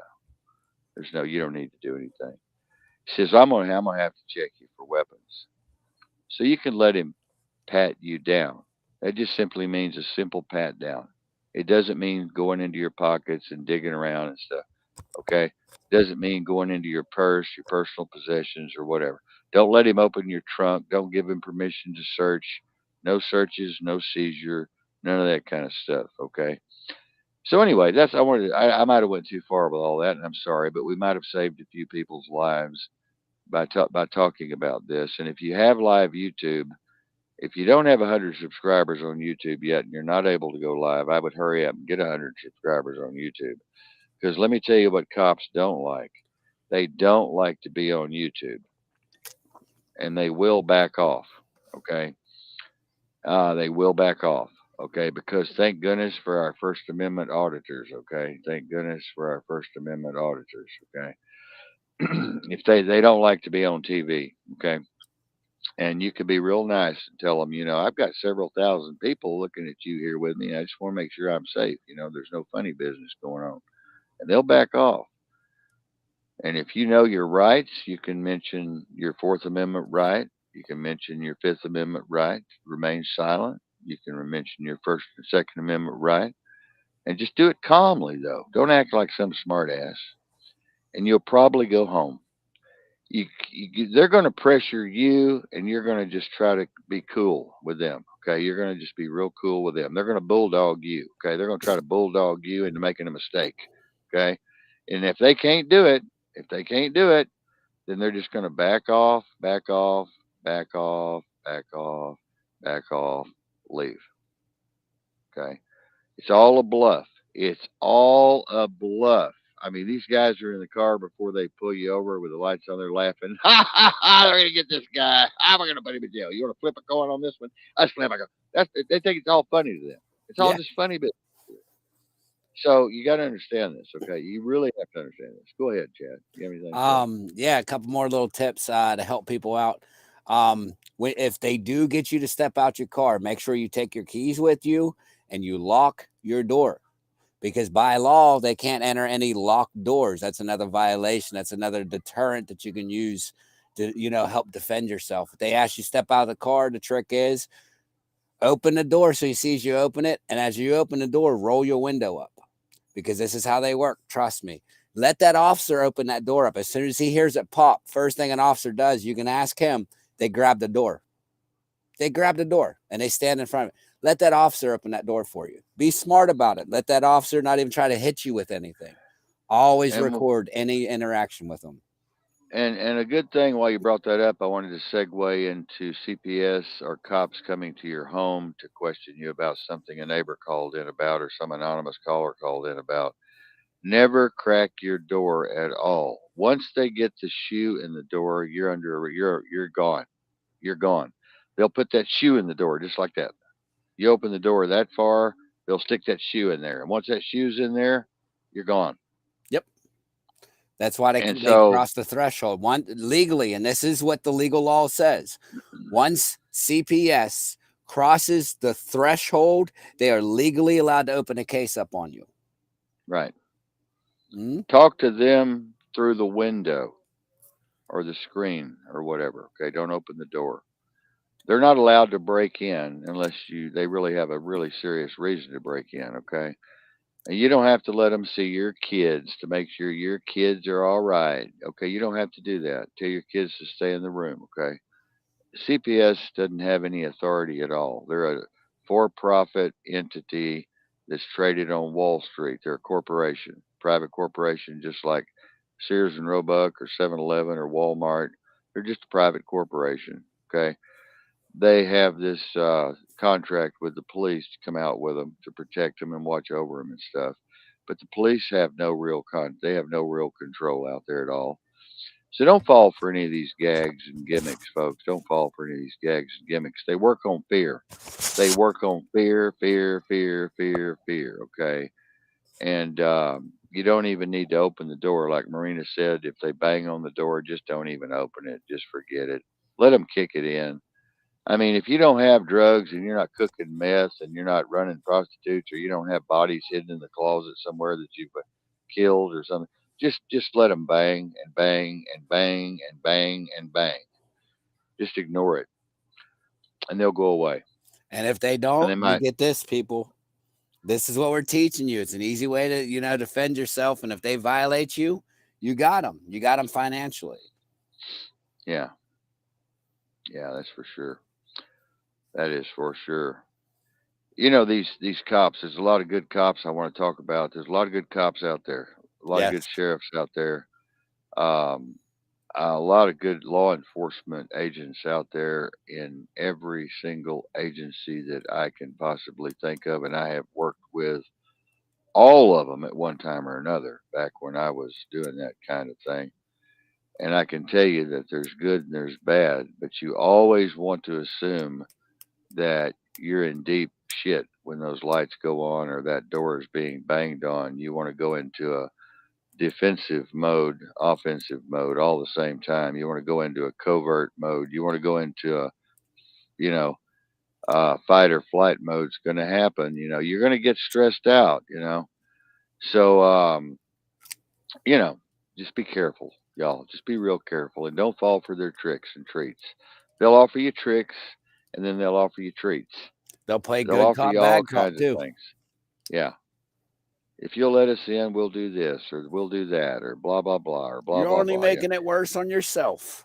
Yeah. And if they have a signed, if they have a warrant, make sure that it's not robo signed. Make sure it's signed. Make sure it's properly dated. Make sure it has the proper name and address on it. Most of them don't. If there's one thing wrong on that warrant, they cannot serve it. Well, another little trick that people need to understand, if they're coming to your house, what kind of warrant is it? Is it a body warrant, which doesn't give them permission at all in your house? Because I've seen police officers come to the house with body warrants saying, we have the right to search the house, and they got a body warrant, but Well, everybody's scared. Or is it a search of the property warrant? well, that's where we get into the difficulties there. That's where we get into the kind of the twisted parts of the law Yeah. that are undefined. Um, they will come in and say that, oh, I saw something. If they, you know, like they want a warrant used to be for a specific, what Chad's trying to say, a warrant used to be in the old good old days, it used to be for a specific room or a specific area or a specific thing. But now they've spread it out to, oh, we're going to just search the whole property and turn all your furniture over and open all your drawers. They're just abusing their powers, what they're doing. And you can get them in trouble for that, like Jed said. Get them in a lot of trouble for that. Okay. So make sure and record everything they're doing, or have your daughter or son or uncle or aunt, somebody record every single thing they are doing.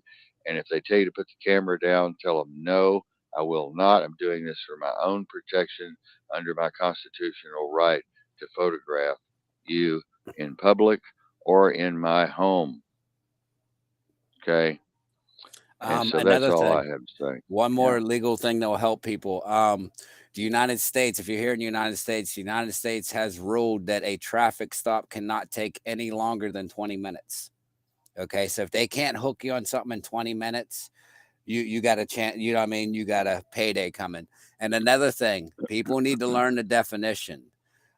Arrest, right? When you are detained, the legal definition of being detained is called an anonymous arrest. So, as he's saying, the minute those lights flip on, he's not lying. You are legally under arrest. You are detained. It's anonymously, they don't know who you are, but you are legally arrested. And this is what he was trying to explain about as soon as the lights flip on.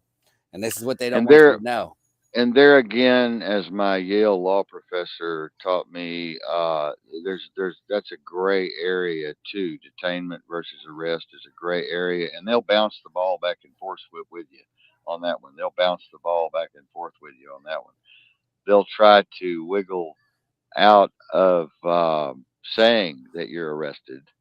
They'll say, "Oh no, you're just detained. No, you're being held for a moment. You're temporarily you need to stand there, or You're I'm not just free to leave. watching you, not free to leave. But what you're not free to leave under the Constitution really means you're free to leave, but they're not going to let you leave.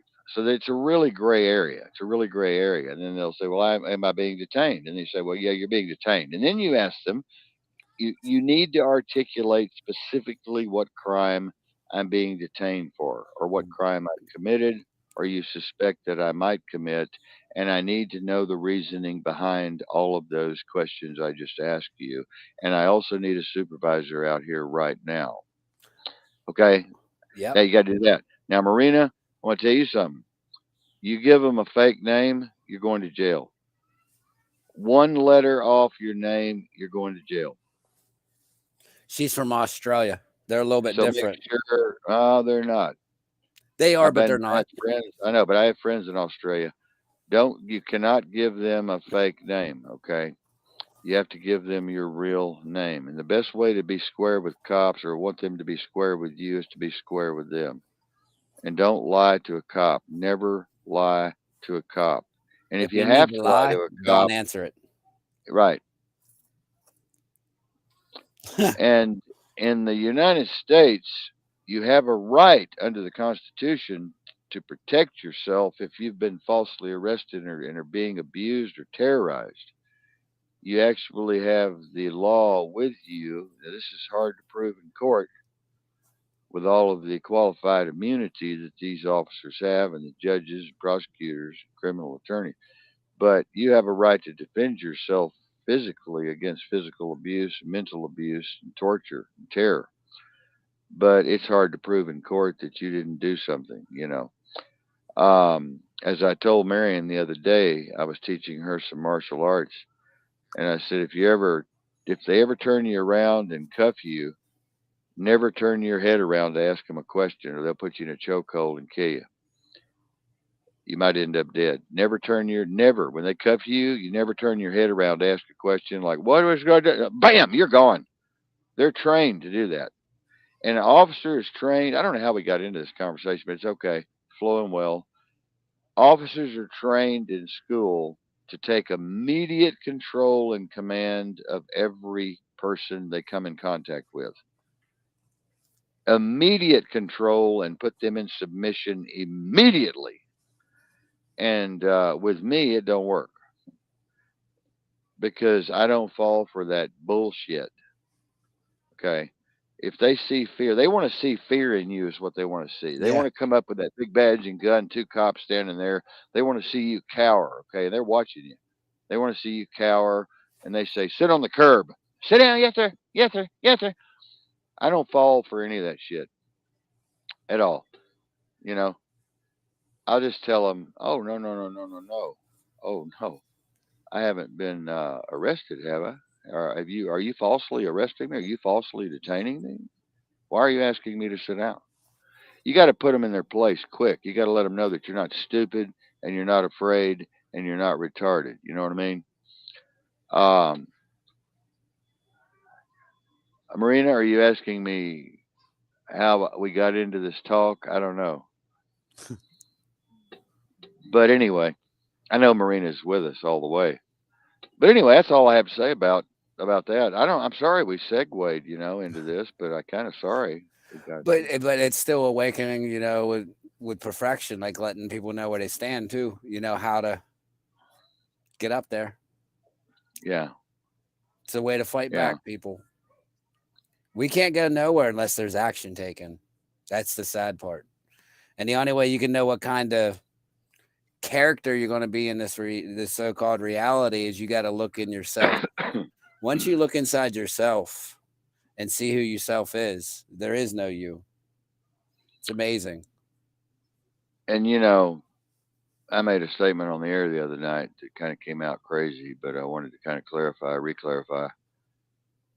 In this world today, you have to be very clever, and I'm going to use the word diabolical, and some of you are not going to like it.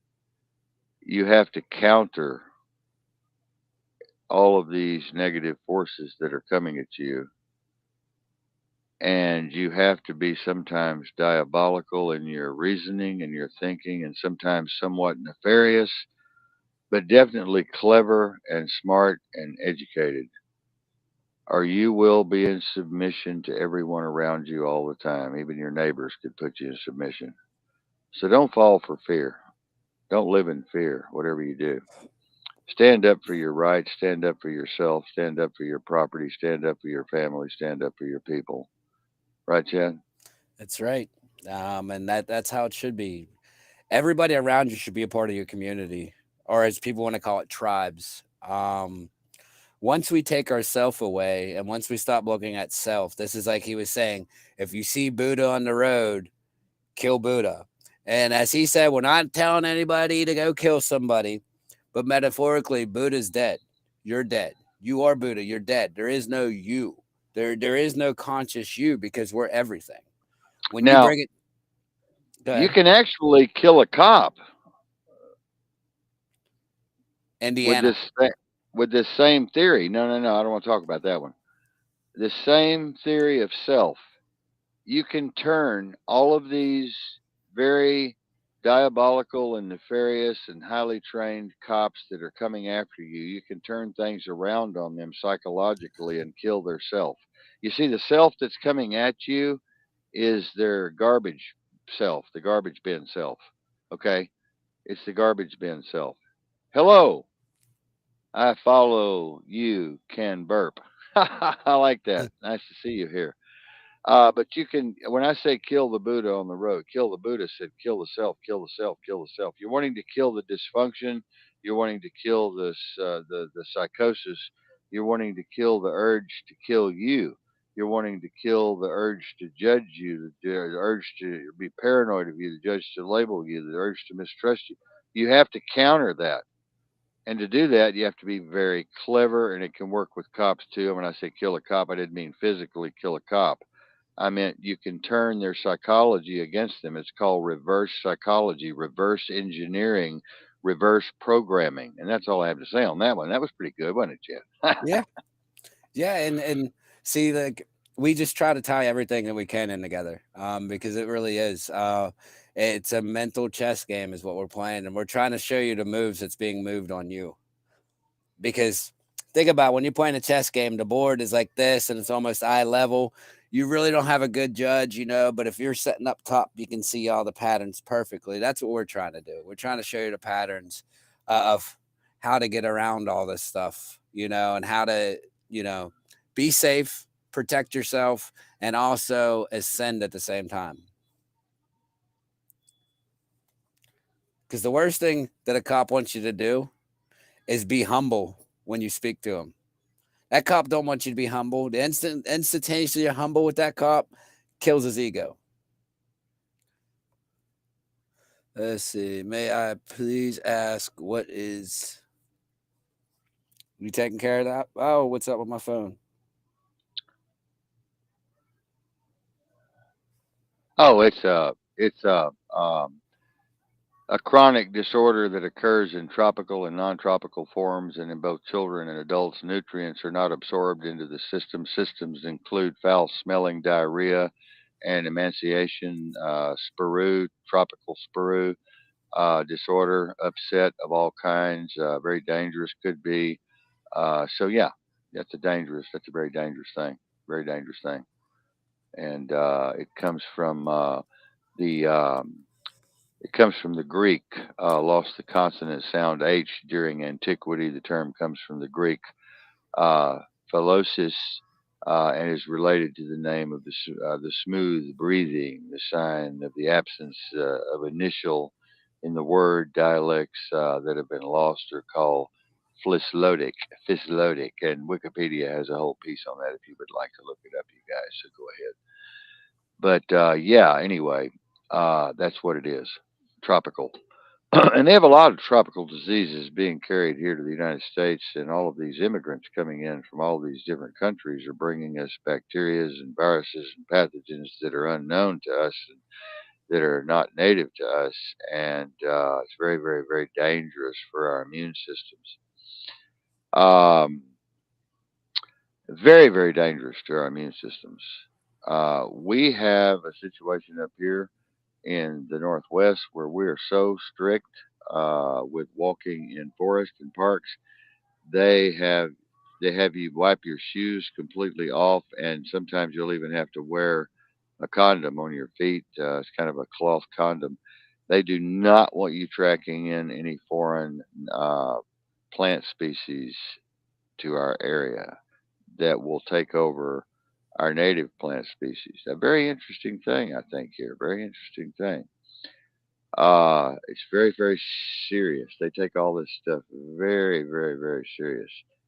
And in my opinion, I don't like this kind of stuff, but it's what is, it's what is.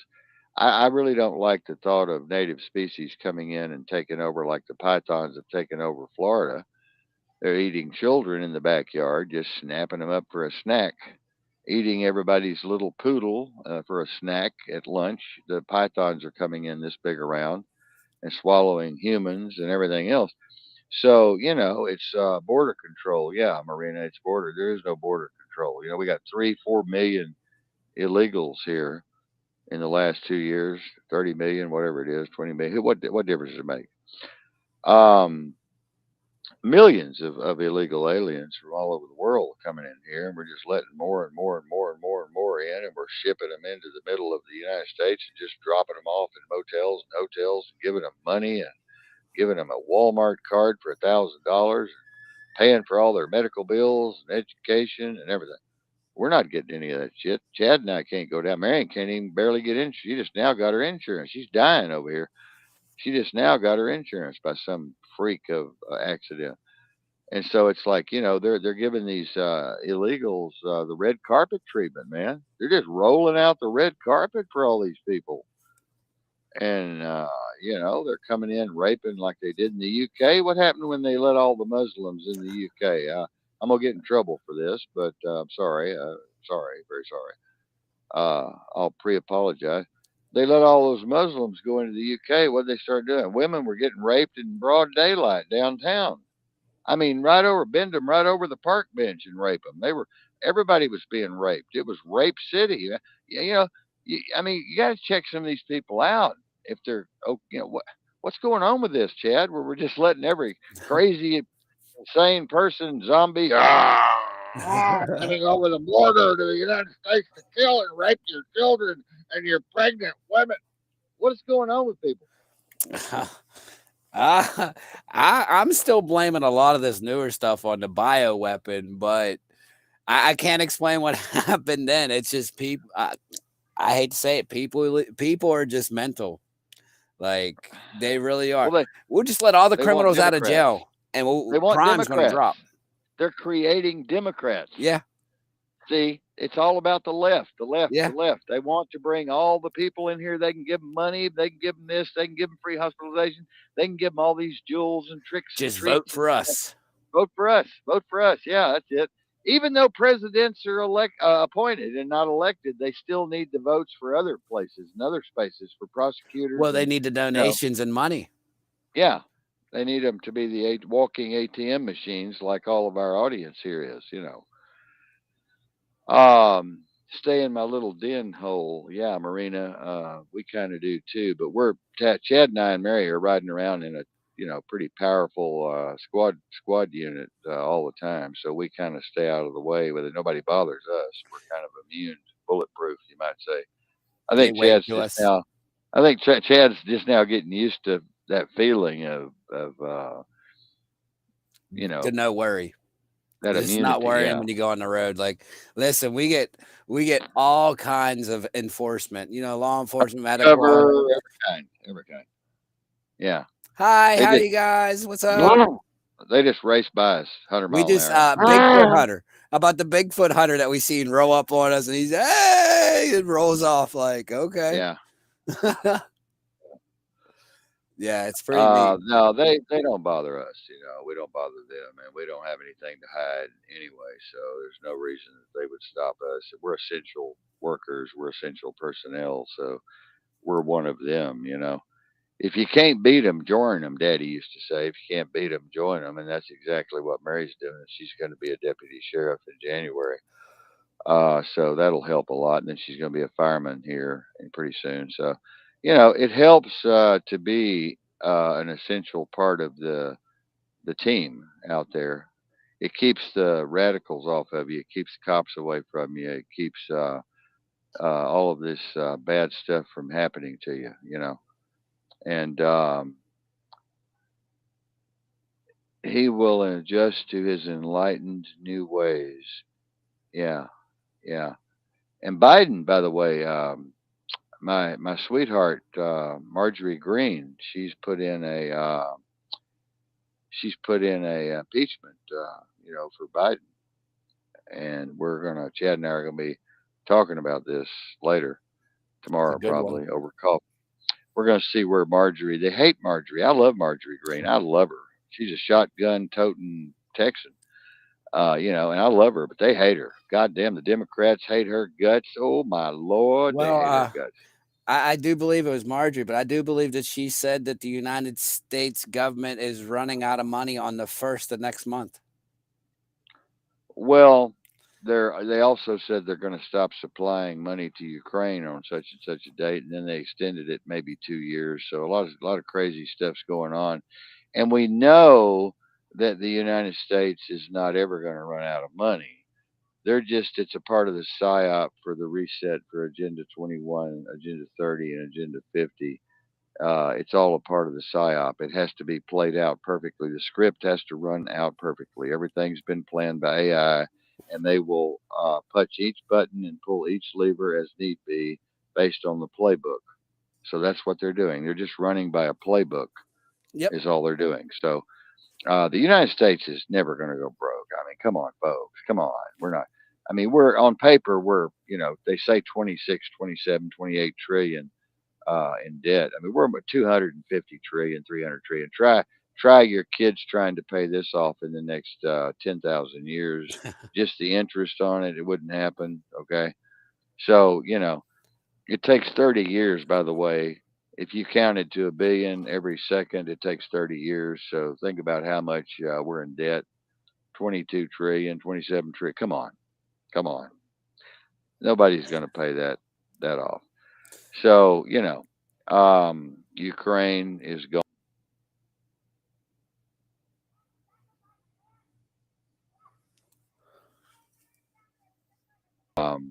in issues with one of our streams. Stand by. We are fixing it. Okay. But anyway, we love you all, and thank you for thinking about our knowledge and awareness, Marina. We appreciate it very much. We're going to work very, very hard to keep these types of shows coming in, and Chad and I are really meshing good together here on air. And Chad's definitely earned his title and his position and his power here at the station and the Corporation for Destiny Global Communications Network and Alternative Public Radio International and Lone Wolf Radio and Strike Force News. And again, I think I'm so proud that I'm with Chad here. We just seem to mesh perfectly. Now, we may have a lover's quarrel later. I don't know. But, we're getting along pretty dang good here. And it's just amazing, to tell you the truth, to see two people in this day and time get along like we do. It's almost scary to me. I don't know. Chad probably every now and then thinks, well, something's going to happen. I don't know, something, he's going to say something or I'm going to say, we don't know. It's kind of scary. Yeah, Crazy. it's fun. It's exciting. And it's nice to know that when we talk, there's no limitations on our talk. Like what I'm saying by that, people, we don't judge each other. We don't judge at all. I don't judge him. He doesn't judge me. We That's just how it is because we won't get to know each other, and we know this. The minute we start judging, we stop the limitations on our friendship. We know this. Yeah. Um, but yeah, before we go, please, people, we need all the help we can get. Like, share, and subscribe. Please donate. Mary, or money sign Mary pound 77, all lowercase. Please hit us up.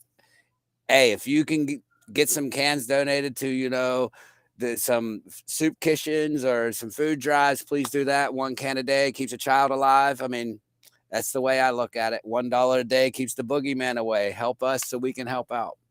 I appreciate everybody that watches us, man. And Appreciate everyone that follows us and helps us. Walmarts are closing all over the United States, folks, and Bed and Bath and Beyond, and all these other major corporations went bankrupt. They're all going bankrupt, closing their doors. And so y'all really need to think about supporting your local mom and pop shops, even though they're more expensive. but they're struggling, and bankruptcies. You're fixing to see so many bankruptcies. It's going to knock you out of your chair. You're fixing to see more foreclosures. We've had over 30 million illegal foreclosures. We're going to go to another 30 million. The banking system is collapsing. You're going to see so much homelessness that it's going to make Austin and East LA and Chicago look like Disney World. I mean, the homelessness is getting ready to be like zombies running down every street. I mean, in San Francisco, you can't even go shopping. They're shitting all over the front of the stores and they're pissing in the corners right out in the open. There people are walking in shit. I mean, everybody. These cities are complaining. You know, and then all the sabotage that's happening around the country. They're blowing up our meat plants. They're blowing up our facilities. They're blowing up our distribution centers.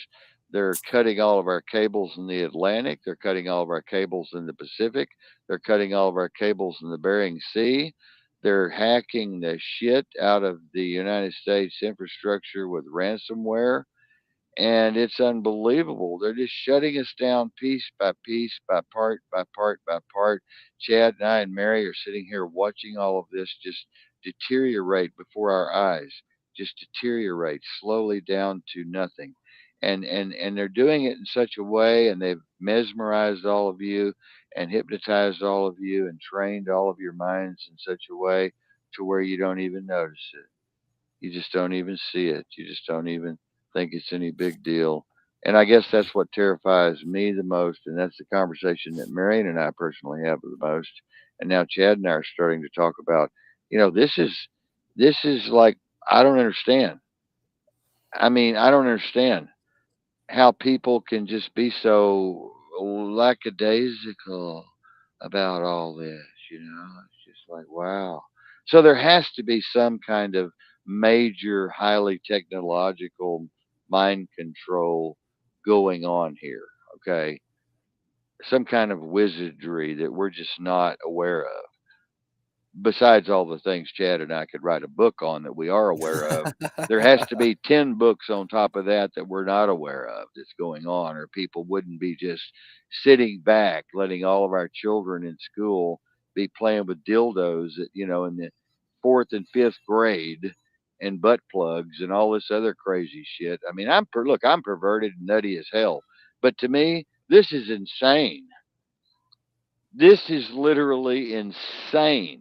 It's comical. I mean, I don't mean to be funny about kids, but it's comical to think that parents are sitting back letting this happen at the school. It's like, what the fuck are you thinking? They're thinking to get their kids trained like good little citizens. It's amazing, It's amazing. But Chad and I are doing what we can, and we're taking on cases that we can handle. And I still work at night. We work in shifts around here, but I work all of my dark, deep, secret cover stuff at night when everybody's asleep. And then I work all of our stuff. Chad and I work some investigations, do all of our research, and plan for our shows during the day. And we're growing. We're doing good. We're strong. Y'all be strong. We're here for you. We're here with you. Keep your eyes open. Keep your ears open. Keep your head on a swivel. And may the force be with you all. That came from Star Wars, I think. Yeah. But anyway, we love y'all. Take care. We're out of here. Bye bye.